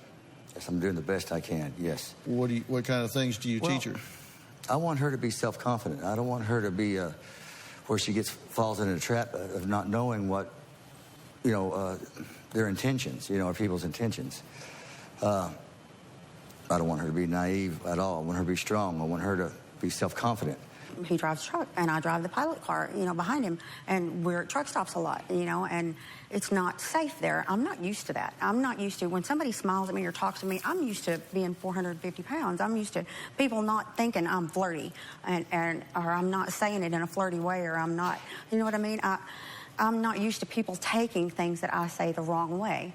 And he tells me, he's like, if I say something, he'll say something like that. Well, you know, you don't realize how they're taking it, Deb, because I'm not used to looking like this. And sometimes whenever we're standing there and we're talking to coworkers, you know, they're staring a hole right through him, just, you know, staring at me. Does he say things that hurt your feelings? Well, yeah. I tell him all the time when he's trying to teach me stuff. I tell him all the time, it's not your content, his content. I believe he's a brilliant man. It's not his content. He has wonderful content. It's his delivery. It's how he, you know, socks it home. Like what? Like, you just don't get it, do you? Like that. That's one of my pet peeves. That's one of my deals. Okay, I'm always concerned about how body image and self-image go together. And it's a real challenge for partners to help manage self-image and body image. And if you've got somebody that you said, I was listening to one of your tape pieces, you said it's kind of your way or the highway. You have a way of doing things, and that's how you want it done. And true? True to an extent where what I say, I know is right. I'm not going to say nothing that's wrong. Opinions, there's not going to be no opinions involved. Everybody has opinions. But when it's really important, I'll research the answer. I'll know the answer. You know, and it's right. She says that there are times when you'll say that she is fat, flabby, and you're just not into her. I said that once or twice. It was mad, you know. That's hard to unring. I understand that. I understand that completely. Believe me, I'm the worst one on myself is me. I beat myself up. I've always have. Well, I'm worried about you beating yourself up. I'm worried about you beating her up. No, I understand that. I understand that completely. In both ways. I want her to, I'm worried about it the other way, too. I want her to be serious, you know, really take things in. And I know it takes a little while. It's a learning curve, and you don't do it overnight. I tell him all the time, he's 47 years old. He's got 47 years experience in his body. I've got a year in mine. Well, no, you've got that's not true. Does it hurt you when he says that? Well, yeah. What do you say? I can't say that on TV. I can't say those words on TV. Yeah, I get the point real quick. Is that wrong? She scolds me pretty good. I step back and look at this, and from my standpoint, purely objective, having not met either one of you before, I look at you as being a very controlling alpha male type, and I look at you as being very vulnerable right now and struggling with trying to change your self-concept and self-image. And this is a situation where you can bring out the worst in each other. Yeah. And I'm wondering if you're doing that. You feel controlled by him, so much so that you have removed her pants and checked her private parts when she's come home. And later, where did this lip come from? I can tell you, but I'm not. You said, quote, that's where he stood on my face because he thought I took his cigarettes. Tomorrow on an all-new Dr. Phil. Carrie will do anything to get pain pills. She actually caused an accident so she could get more drugs. From PTA mom. You've gone to school high, been around these kids high. To addict. You bring heroin into my home? Living in her luxury car. My husband told me to get the hell out of the house. You stealing my money? You're physically violent? You gave up on me. You've told me I wish you were dead. That's tomorrow. In the very first tape that we played about you, you were very emotional at the end of the tape, and you said, I don't see myself the way I am now. I see myself the way I was. Mm-hmm. I still have a hard time accepting myself. I don't see what other people see in mirrors. I feel like I have no self-esteem, that I'm not equal. I'm not good enough. My point exactly. Well, that's my point exactly. Having Having done this as long as I have, and you said you don't just throw out opinions, you do your research and you speak from a position of authority. I do the same thing, and I've done a lot of research in this area. I've had members of my family that have died prematurely from morbid obesity. I've written 2 books on the subject matter. So I've done a lot of research on this, and I know that you can lose the weight and still see yourself as you were before. And so I know that you have a very critical role if you're with her in helping her. You can't change her self-concept and her self-image, but you can certainly contribute to it or contaminate it with what messages you send her. You feel controlled by him. True? Yes, but I also think that it's Do you want help with that? Do you want to redefine? Because I went through and made a list, and here's what she feels from you. She says that you are controlling so much so that you have removed her pants and checked her private parts when she's come home. Did you say you're not jealous? I'm not jealous. But have you done that? Well, there's a reason I asked her if she was messing with somebody, with her ex-husband, in fact. But that sounds like jealousy and controlling to me, which gives you a message that was before we even really got together. And were you jealous of the landlord? No, I was mad at him. I wasn't jealous. I'm not jealous of people, Dr. Phil. If a man flirts, do you think it's her fault? No, I sure don't. Do you think that all men want from her is sex and she doesn't see that because she's just naive about it? No, not all men, no. A whole bunch of them, like places we go, like around the truck stops, yeah. Have you told her that she's not allowed to look a male waiter in the eye? No, I have not. I'll put my hand on the Bible on that. But do you perceive that? Do you perceive that he's told you that? Yeah, I guess I perceive it that way. Are you not allowed to lock the bathroom door? I can lock the bathroom door. It's just that he's like, it made him feel like I was doing something I wasn't supposed to. This was kind of like the beginning of the relationship. What could that be? No, if you don't understand something. He thinks you know. These are things I've just put. Does he go through your phone? Well, yeah, but I go through his too. Does he wake you up at 3 a.m. to look for something? Yeah, he has before. Well, I tell you the reason I'm asking some of this is because we were talking to y'all on the phone doing a interview, and you guys got in a fight, an argument that really railed on. Just 2 days ago, we lost our dog, Chloe, for a long period of hours. James was very upset. Yeah, when I lost Chloe, I panicked. I was scared to death. I didn't know what to do. We probably got into one of the worst arguments.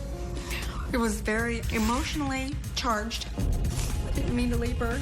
I blamed it on her. You know, she blamed it on me type thing. She's freaking out.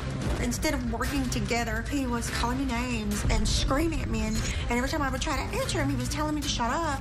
I love my little girl. I love that dog. He told me that if we go back and we didn't find her or she was dead, that he would hate me forever and he would leave. But I didn't mean to leave her. You found the dog? No, we found the dog. Yeah. Don't judge me over that, because I'm not I panicked severely. We did. But in that fight, argument... I don't remember what I said. Okay. Well, you said, dumb bitch, you're worse than a dope fiend, I'm going to beat the out of you, you stupid bitch, you look at me, don't you test me, I hate you, get the blank out of here, you won't get the dog, I'm going to sue you, and I have more money than you do, and I'll win. I don't ever want to see you again. And during that 30 minutes, there were 53 profanities hurled at her during that time. I was so mad, all I thought was tunnel vision, okay? You can put me down all you want. I'm not putting you down, I'm asking you questions. You know, I've never been that way in my life.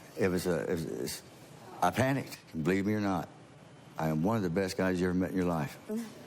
I've never met. Listen, I'm not judging you. I don't know you. It don't matter. No. I'm the most generous. I help people. You know, people can laugh. You know, but I'm here for her. You can browbeat me all you want to. I'll take it. I know who I am inside. I want her to be happy. Well, let me ask you two things. I'm not interrupting you. I'm listening to everything you've had to say, right? Yes, sir. Am I browbeating you in some way? Well, I looked at that list back there, and it's crazy. It's foreign to me. On the phone call, I panicked. I asked, do not judge me over that. I didn't get mad. All I can think of is my little Coco on the side of the road watching us take off. And it scared me. Where did these come from? You know what we do for a living? Yeah. We get bruises all the time. We get bruises all the time. When we That's got, why I'm asking. Explain it. When we went and found Chloe, there is a hole with blocks and water, and I was afraid that Chloe fell in there anyway. So down I went. Look, I'm a mandated reporter. I'm just asking you, did these come from him in some way abusing you? No. Well, coming up, Debbie told my producer she has hundreds of photos of injuries. Where did they come from? Is it this job that they're in? I want everybody to have an opportunity to say what they want to say. We'll be right back.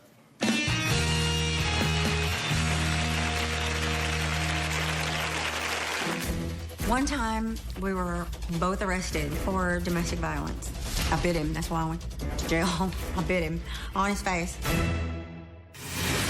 And later... What you don't understand is that you need help. I love your mom, Kaylee. Okay, but you don't love her the way she deserves to be loved.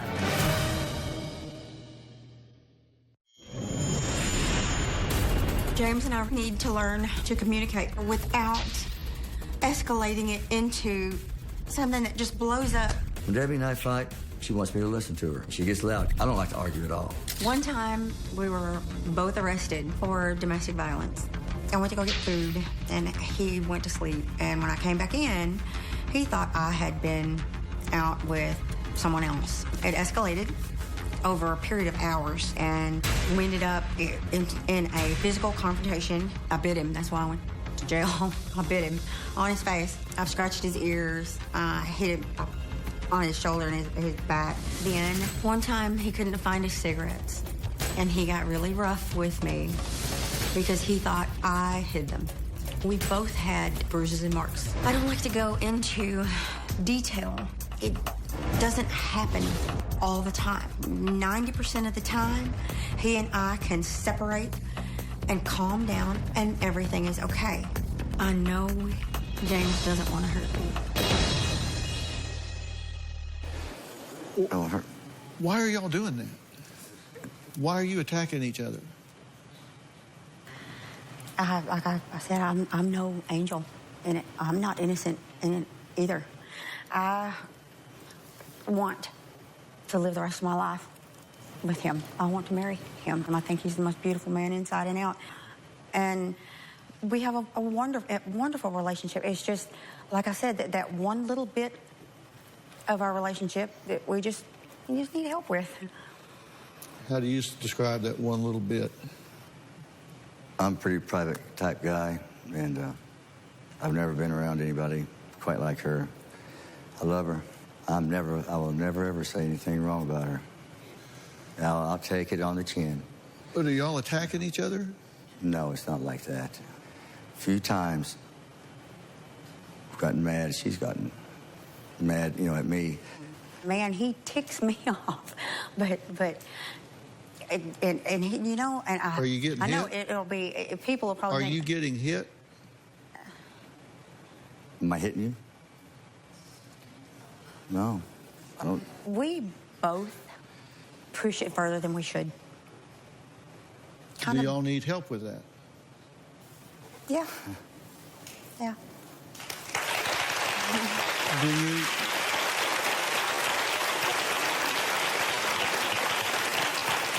Do you think so? Dr. Phil, it don't matter what I say right now. People not going to believe me anyway. I can tell you, I'm the most quiet person you ever met. I don't get angry too much at all. You can laugh. I'm telling you, you can laugh. You don't know me. No, I don't know you. That's why I'm asking. I know. I'm not. I didn't realize. to worry about it, but I'm not going to say nothing bad at all about her. I promise you. You can beat me up all y'all want. I'll take it on the chin and sacrifice it for her. I admit it. I'll admit it. My role.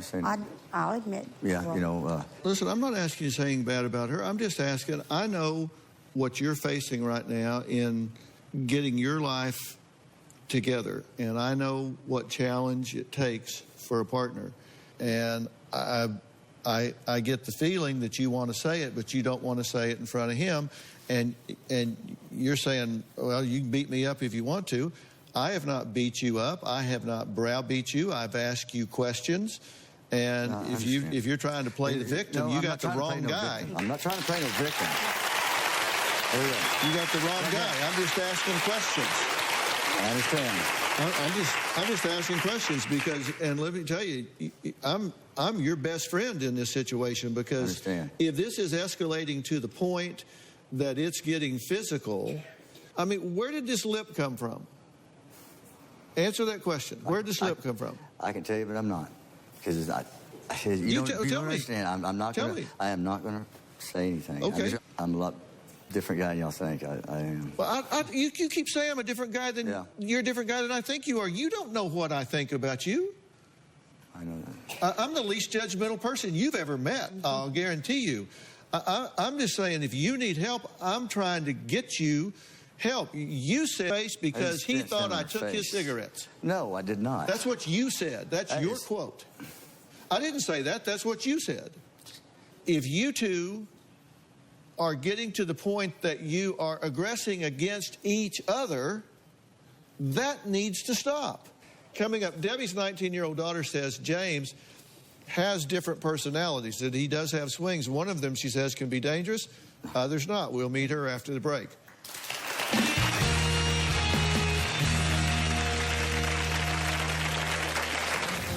Every time my mom and James were together, they'd get into huge arguments. During one of their fights, he got frustrated and threw a pool ball. It went right past my head. It was so close it could have killed me. James makes me second guess myself about everything I do. Looking, talking, communicating with other people. I don't want him to think that I'm flirting with anybody, so I overthink and I'm stressed out because I don't want to say the wrong thing, and I choose my words wisely, and they still end up being the wrong words. Sometimes I just feel like I don't know what to do when I'm with James. Well, Debbie's daughter Kaylee moved in with Debbie and James 2 weeks after Debbie divorced her father. Now, at first, Kaylee says James was great. But 1 month later, she says he started to show different colors. Take a look at what she says. When I first met James, I thought he was a nice guy, and I quickly found out that I was wrong. Every time my mom and James were together, they'd get into huge arguments. When James gets angry at my mom, he calls her a crazy bitch. He tells her she's crazy, worthless, fat, chubby, any word he can use negatively. During one of their fights, he got frustrated and threw a pool ball. It went right past my head. It was so close it could have killed me. I've seen my mom physically injured by James around 3 or 4 times in the past. I've seen black eyes, busted lips, bruises on her arms, legs, face. When I see my mom with marks on her, and she doesn't ever like to talk about it.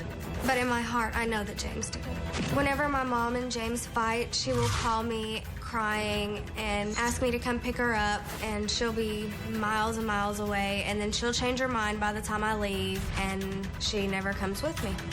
My mom always tries to defend James by saying, oh, it doesn't happen all the time. You have to see his good side. I do see a good side of James, but when his bad side comes out, it's violent and disruptive. It breaks my heart every day to see my mom so in love with someone that's controlling. But if she wants to be with him to be happy, then I just want him to get the help that he needs. I just want my mom to be happy.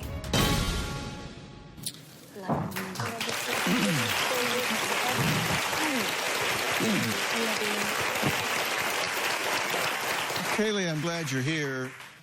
I feel like she is afraid to say anything critical in front of him because when they leave here, she's going to pay for it. No. That's exactly what it is. That's exactly what it is. I think that's what she's thinking in her head. So if that's the case, you know, I go back by myself. I can tell the truth, okay? I can. I love her with all my heart. And I might have a lot of things to work on. I'm not going to put her, say the things that she's saying to me. I'm better than that. Well, what you're not saying is that she is very provoking. That she can get in your face, that she can say stuff, that she doesn't know when to not, that she won't leave it alone, that she will continue and push and push and push and push until a statue would blow up. She's a good, I love her to death. And I'm not going to say nothing bad about her. I get that, and she said the same thing. She says she doesn't know when to shut up. She doesn't know when to leave it alone. I get that. You're not wanting to say that. I know that. That does not justify getting physical in an argument. What'd you want to say? You just go on. Well, James and I got along well at first.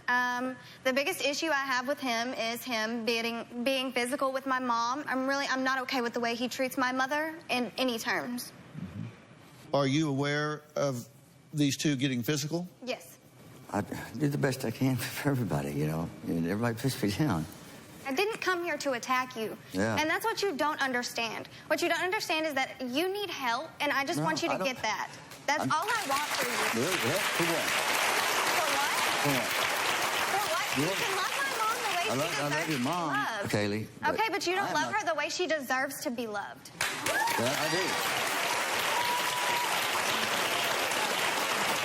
And you think that everyone's out to get you, and we're not. I don't want to see you hit her. I don't want to see her hit you. This is about y'all being happy together. Well, I know that. I understand that, honey. He's told me that I need to think more of myself. He's told me that I need to have more respect and more dignity. Him. Never in my life have I been physical with anybody. I've never even gotten in a fight with a band. Yeah, you only hit women.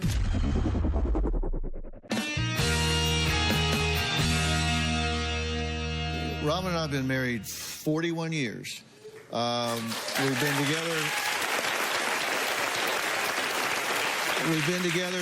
been together 45 years, and we might have a disagreement, but it never even occurs to one of us to be physical with the other person. And I want that to be off of the table for you guys, because I don't want either of you to be hurt, and I don't want you winding up going to jail. I don't want you sitting in jail saying, good God, the man sat there and pleaded with me to listen to him, to stop this, and I was too damn defensive to hear him.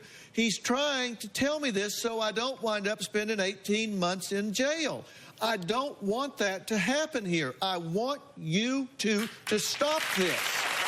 Big way for you to stop this is for you to decide that you're not some second-class citizen, that you're not some kind of physical, mental, emotional second-class citizen, and decide that you deserve to be treated with dignity and respect. And once you decide that, you will require more from yourself and from anybody in your life. Right. And you have to decide that you're a better man than that, and you're not going to do that kind of thing. You're going to learn to do different individually and as a couple. That's what you have to do. He's actually told me that. He's told me that I need to think more of myself. He's told me that I need to have more respect and more dignity. Him. It's I'm not. He said that to me. It's no matter what. I'm trying to make her self-confident.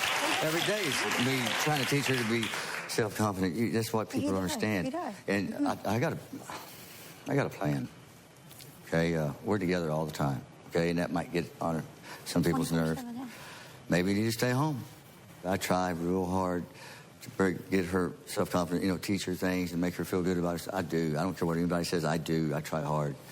And but do you think sometimes you run red lights and you lose control? I do. She gets mad at me, and I don't understand why she's getting mad at me, And but you, do you think you run red lights? Do you think you lose control sometimes?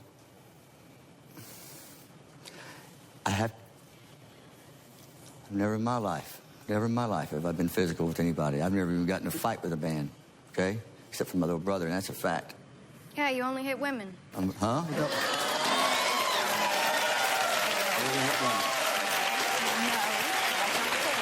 Well, you can't change what you don't acknowledge. And if you say that you've never put your hands on her in anger, then that's not going to change. I'm not asking you to lie to yourself. If you don't believe you ever have, then I don't expect you to say you have. He was never like that. So he's never put his hands on you in anger?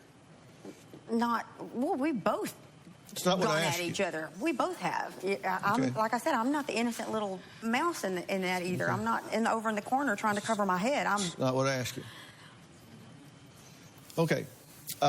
Coming up, James says Debbie knows exactly which buttons to push to set him off, but he says he doesn't go off. I think it is. I understand. It's not an everyday thing, man. Of course it's not. That's not what I'm saying. Gosh. That's not what I'm saying. But as I said, you can't change what you don't acknowledge. I've said what I've had to say, so it's time to move on from this subject. I'll be right back.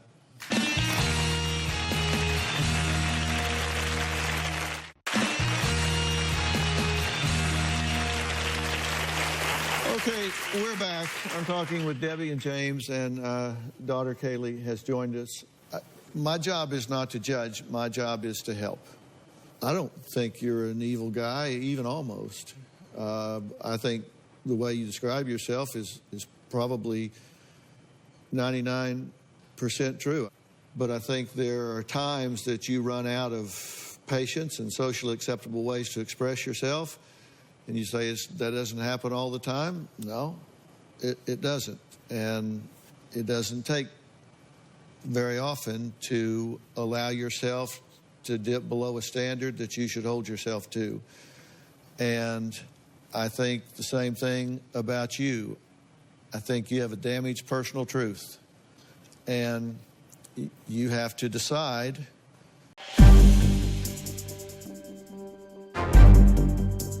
কিন্তু আপনি যেটা ওটা বানিয়েছেন ওটা কেমন যেন comfortable লাগেনি। তুপ্পা soup আমি কখনো খাইনি, সো আমার তুপ্পা স্যুপ নিয়ে আইডিয়া নেই।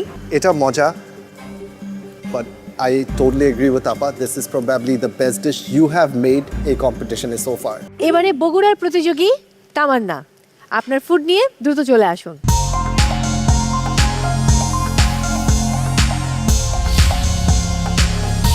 বানিয়েছে তিবেতিয়ান একটা স্যুপ, বিট থুপ্পা, আর ডেজার্টে রেখেছে বিটের হালুয়াকে মালাই দিয়ে লেয়ার করে দিয়েছি। স্পাইসি সস, এইটা থুপ্পার সঙ্গে তিবেতিয়ানরা খায়।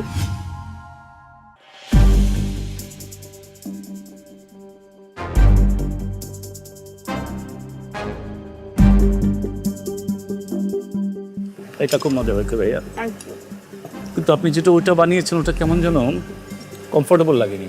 আচ্ছা, কাঁচা কাঁচা মনে হচ্ছে, মানে আচ্ছা এটা আমার ব্যক্তিগত জানি না।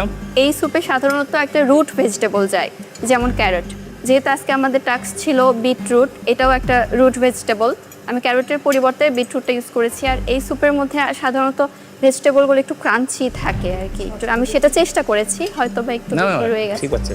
জি, তুপ্পা স্যুপ আমি কখনো খাইনি, সো আমার তুপ্পা স্যুপ নিয়ে আইডিয়া নেই, বাট যতটুকু আমি খেয়েছি সুদিং লেগেছে খেতে স্যুপটা।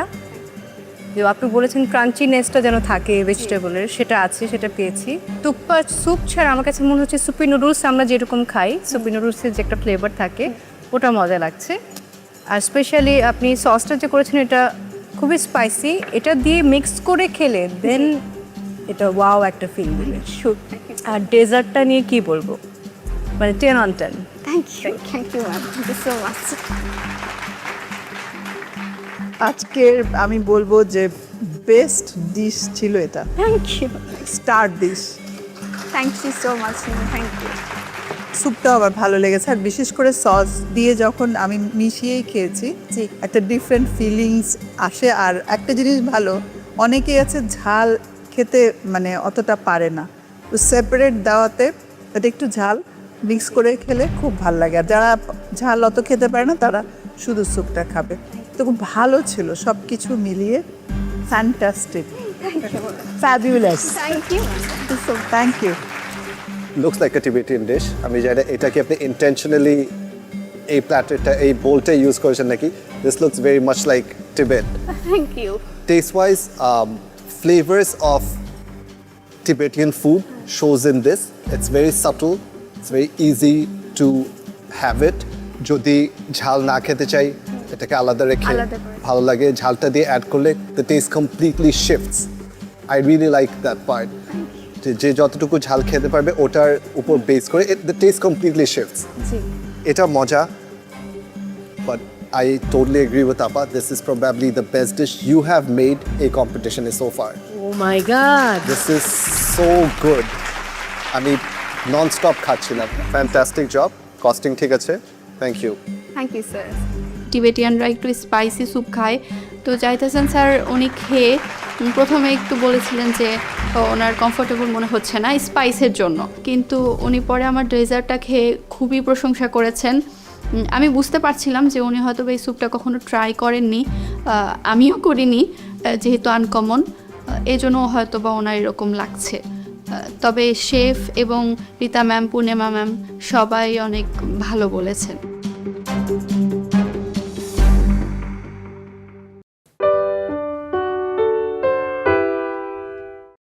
মূলা দিয়ে যেটা তুমি আচারি করেছো ওইটাতে মানে একটা মূলা যে বোঝা যাচ্ছে, সো ওইটা আমার মানে মোটামুটি, কিন্তু চাট যেটা মূলার চাট অসাধারণ। মানে আমি এটা খাওয়া শুরু করছি, আমি থামতেছি না, আমার এত ভালো লেগেছে। চাট দিয়ে প্রেজেন্ট করা, it is absolutely perfect. এবারে ঢাকার সেজুতি, আপনার ফুড নিয়ে চলে আসুন।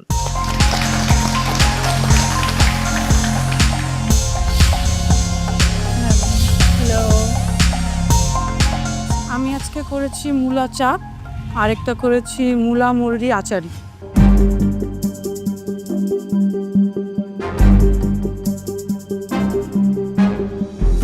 থট প্রসেসটা বলেন, when you heard আজকে মূলা দিয়ে রান্না করতে হবে।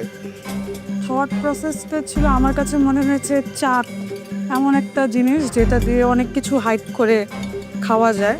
নেপালিরা অনেক মূলা দিয়ে অনেক গ্রেভি খায়, তো আমার কাছে মনে হয়েছে ওদের ফ্লেভারটা যদি আমি কারিতে ইনকর্পোরেট করতে পারি ভালো লাগবে, ওভাবেই আর কি আজকে একটু ইন্ডিয়ান নেপালি স্টাইলে আমি করেছি। খুব ওয়াও, খাবেন? তাহলে তো ট্রাই করতে চাই। ওয়াও, সত্যি ওয়াও। মূলার চাট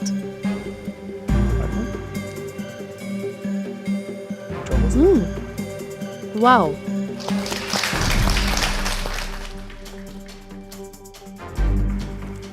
সেজুতি খুবই দারুণ। Thank you. আমার চাটটা ভালো লাগছে, আমি খাচ্ছি আর খাচ্ছি। ইয়েস, প্রথমে কোনটা বলবো, মূলা দিয়ে যেটা তুমি আচারি করেছো ওইটাতে মানে একটা মূলা যে বোঝা যাচ্ছে, সো ওইটা আমার মানে মোটামুটি, কিন্তু চাট যেটা মূলার চাট অসাধারণ। মানে আমি এটা খাওয়া শুরু করছি, আমি থামতেছি না, আমার এত ভালো লেগেছে, এটা অসাধারণ হয়েছে।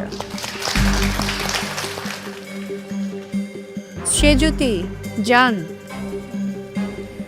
সেজুতিকে আমি ওর একটা ছোট্ট নিকনেম আছে জান। জান? হ্যাঁ, আচ্ছা, আমি সবসময় তাকে জান বলি ডাকি। আমার কাছে মূলা চাট এটা দারুণ লেগেছে। অ্যাকচুয়ালি আমরা পাপড়ি চাট খাই, ওটার ফ্লেভার যেরকম থাকে ফ্লেভারফুল সব কিছুই ছিল, বাট সামহাও কাটিংয়ে একটু ঝামেলা আছে, পিসেস কাটিং। টেস্ট আমি তো বলবো, হ্যাঁ শিওর, মানে কাটিংটা ইচ্ছা করে আমি এক একটা শেপে রেখেছি যেন এক এক রকমের বাইট হয়, বা কোনোটা যেন বেশি মানে মাসি না হয়ে যায়, ওভাবে আমি এক একটা কাট রেখেছি। ক্রাঞ্চিনেস ছিল ভেতরের, যে আপনার ইনগ্রিডিয়েন্টস যা যা আপনি দিয়েছেন সব কিছু ব্যালেন্স পারফেক্ট। কিন্তু আচারি মুরগি ভাত যেটা করেছেন এটা একটু আমার কাছে ভালো লাগেনি, বাকি প্রেজেন্টেশন ঠিকঠাক। Thank you. এখানে দুটো ডিশ, এটা খুব ভালো লেগেছে, সবারই ভালো লেগেছে আমাদের যারা খেয়েছে, কিন্তু এইটা একটু ডাউন, এটা অতটা ভালো লাগেনি আমার কাছে। তারপরও বলবো গুড ট্রাই ছিল। Thank you. 10 on 10 on this. I think you have nailed this. এটা মূলার, I think so far আমি যতগুলো ফুড ট্রাই করেছি, you stayed the most authentic to the product. এটা টেস্ট করলে I know this is মূলার টেস্টও আসে, টেক্সচারও ক্রিস্পি করাটা, I think it was very smart. Chaat দিয়ে প্রেজেন্ট করা, it is absolutely perfect. This is absolutely good. This, I felt you played very safe today. I know you as a bold participant. You take risk. Your food is always good, but I felt যে you did something. বাকি সবাই যেরকম innovate করতে চেয়েছে, নতুন recipe নিয়ে আসতে চেয়েছে, I felt you played safe. It did not work out for you today, ঠিক আছে, because your food is good.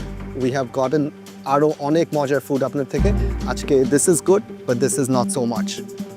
Thank you. Costing is okay. Thank you.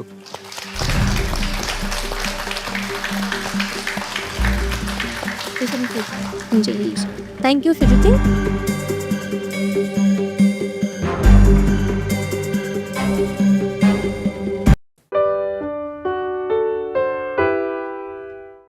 দেখতে যতটা সুন্দর খেতে অতটা বেশি আমার ভালো লাগেনি but I hope next time ভালো হবে। আমার কাছে আসলে অবাক লেগেছে আপনি মাত্র 3টা ক্যানাপি নিয়ে এসেছেন, মানে যেখানে আপনি দেখছেন 4 জন, আর জাস্ট একটা ব্রেড দিয়ে আপনি এটা খুব সিম্পল একটা রেসিপির মধ্যে দিয়ে চলে গেছেন, আর ব্রাউনি লাভা কোনোটাই নেই এর মধ্যে। এবারে চট্টগ্রামের উর্মি মাহবুব, আপনার ফুড নিয়ে দ্রুত চলে আসুন।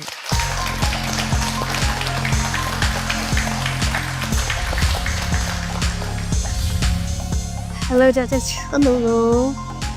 Thank you.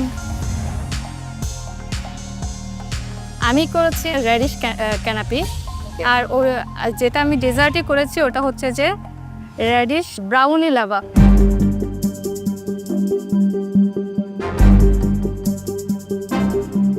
মূলা কোথায় ভিতরে? আমি চিংড়িকে বাটারফ্লাই করে কেটে ওইখানের মাঝখানেও মূলা দিয়েছি, তারপর আবার আমি যেটা এখানে ক্যানাপিসের জন্য যে মোসটা করেছি ওখানেও মূলা দিয়েছি। আচ্ছা, এটা কি সস? এটা হচ্ছে যে জাস্ট মিল্ক পাউডার, মেয়োনিজ আর একটু করে মাস্টার্ড সসকে মিক্স করে ওটা আমি প্লেটিংয়ের জন্য ইউজ করেছি।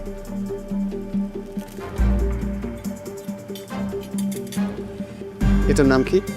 এটা হচ্ছে chocolate lava brown. Chocolate lava brown. Right. Lava কোথায়? আসলে অনেক হয়ে গিয়েছে, এটা তো গরম গরম সার্ভ করতে হয় লাভাটা দেখা যাওয়ার জন্য। আমি যেহেতু বানিয়েছি প্রায় আধা ঘন্টা 1 ঘন্টার উপরে হয়েছে, ওটা সোপ করে নিয়েছে। এন্ড মূলা কোথায় দিয়েছেন এখানে? মানে ব্লেন্ড? মূলাটা আমি মিঠা দিয়ে রান্না করে তারপরে এখানে সাথে ইউজ করেছি।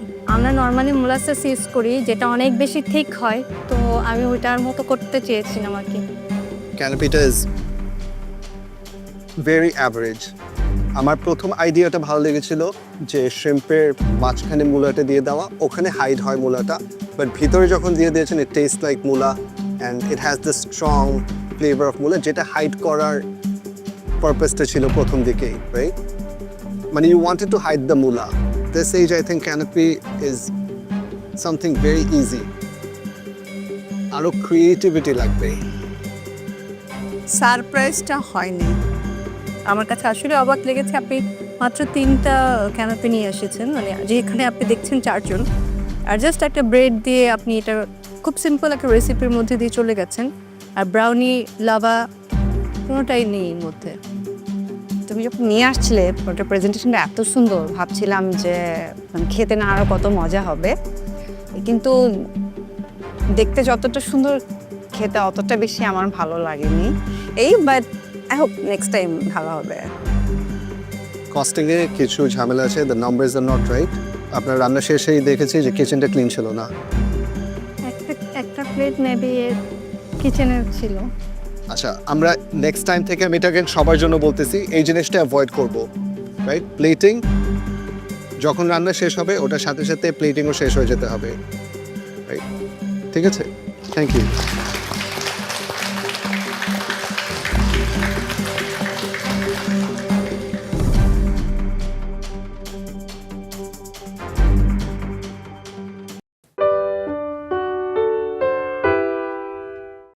কি এটা? আমি করেছি ভিতর দিয়ে কাবাব আর হচ্ছে একটা হালুয়া করেছি। মিষ্টি ঠিকঠাক আছে? হ্যাঁ, আমি চেষ্টা করছি আপনাকে মিষ্টি মুখ করার জন্য। কি রান্না হচ্ছে?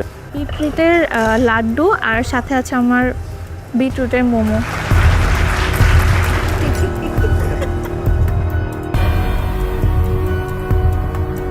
কি অবস্থা ভাই? আপা আসসালামু আলাইকুম।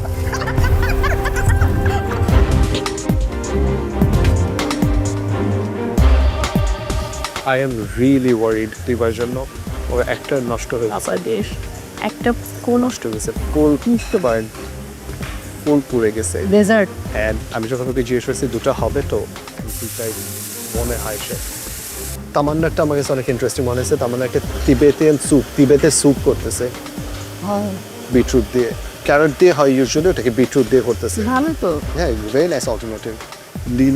দিনা করতেছে একটা ডাম্পলিং, সুন্দর।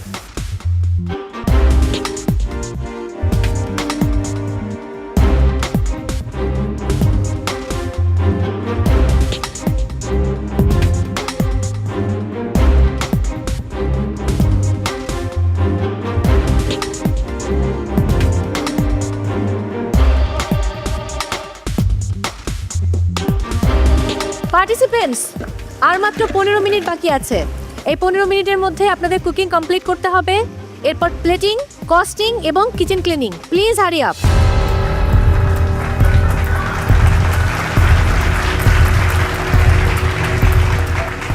কি অবস্থা? কি রান্না হচ্ছে? পিপলিটের লাড্ডু আর সাথে আছে আমার বিটরুটের মোমো। ওকে, থ্যাংক ইউ। হ্যালো, কি ভয় লাগছে না? এটা কি? এটা হচ্ছে একটা সালাদ, যেটা হচ্ছে চিজ আর বিভিন্ন রকম ভেজিটেবল দিয়ে। এটা হচ্ছে যে আমাদের বিটরুটের যে মানে একটা ব্যাড একটা ফ্লেভার থাকে, এটা আমি হচ্ছে স্ট্রং ফ্লেভারটা খুব ভালো করে বয়েল করে ভিনেগার দিয়ে এক্সট্রা করে দিই। Best of luck. Thank you. কি অবস্থা ভাই? কি এটা? আমি করেছি ভিতর দিয়ে কাবাব আর হচ্ছে একটা হালুয়া করেছি। মিষ্টি ঠিকঠাক আছে? হ্যাঁ, আমি চেষ্টা করছি আপনাকে মিষ্টি করার জন্য। ঠিক আছে, থ্যাংক ইউ। ওকে। আসসালামু আলাইকুম। আরে বাহ, আসসালামু আলাইকুম।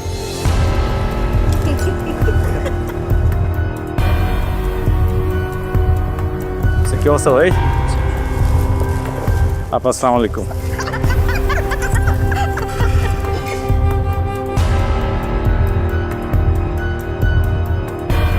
কেমন লাগলো এই তিনজনকে দেখে? প্রথমে যখন ঢুকি তখন আমার ভিতরে একটা ভয় ভয় করছিল, এবং আমি এদের কথা চিন্তা করছিলাম, এদের না জানি কতটা ভয় করছে। হ্যাঁ, ফাইনালি আমরা আমাদের আজকের অতিথি বিচারককে পেয়ে গেলাম, খুবই ভালো লাগছে। প্রোডাকশন, একটা চেয়ার লাগবে মঞ্চে। না, চেয়ার লাগবে না, অনেক দূর থেকে এসেছি, অনেকক্ষণ গাড়িতে বসেছিলাম, কোনো অসুবিধা নাই। ওরা বসে, তোমরা বসো। না না, আমরা দাঁড়িয়ে আছি, আপনি চাইলে দেখে আসতে পারেন। আপনাদের প্রতি পার্টিসিপেন্টসের জন্য 2 মিনিটের মেন্টার্স টাইম আউট শুরু এখন।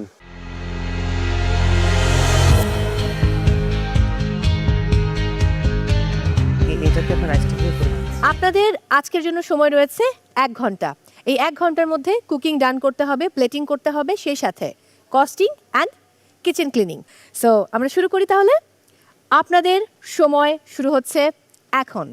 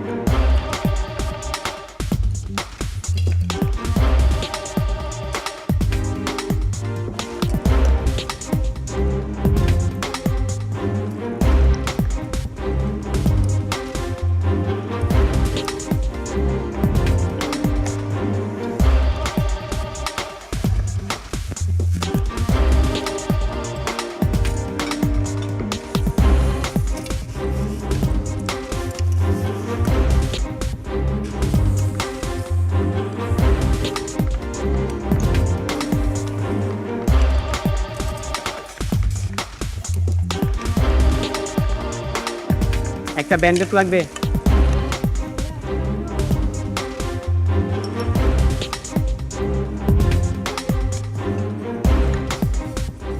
মাত্র 30 মিনিট বাকি আছে।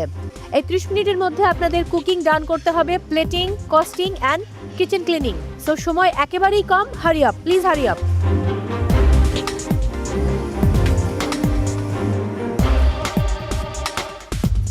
মেন্টরস, আপনাদের প্রতি পার্টিসিপেন্টসের জন্য 2 মিনিটের মেন্টরস টাইম আউট শুরু এখন।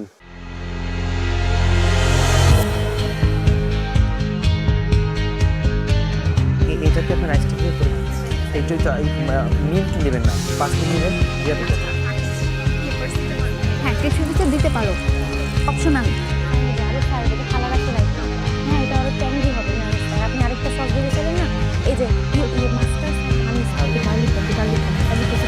তুলে হচ্ছে কিছুতে রাখে, ঠিক আছে? তুমি গার্নিশিংয়ে কোনো কোকোনাটের একটা এলিমেন্ট অ্যাড করো, সো দ্যাট ইট শোজ যে that is a Malaysian dish. Okay, ফার্স্টে কেটে এখানে একটু ছিটা দাও, ছিটাতে একটা নাড়া দিয়ে রেখে দাও।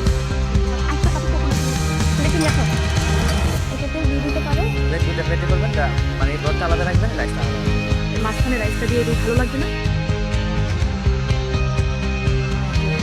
একটু দিতে সোয়া সস, ফিশ সস দিতে, একটু কালার ফিশ সস আছে, ফিশ সস দিলে তো টেস্ট খুব ভালো লাগে। এরকম কারি টাইপেরই সস্তা হবে, তো এটা 8 বাজেন না।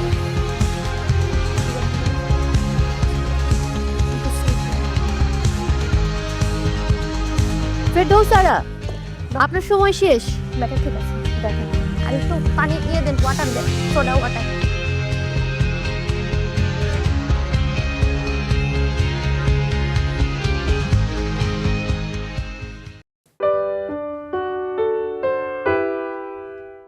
কোনোভাবেই যেন 1 ঘন্টার বাইরে গিয়ে কিছু করা না হয়। সো কস্টিংটা কিন্তু 1 ঘন্টার মধ্যেই কমপ্লিট করতে হবে, এবং কিচেন ক্লিনিং। আমি এবার শুরু করতে চাই, আপনাদের সময় শুরু হচ্ছে এখন।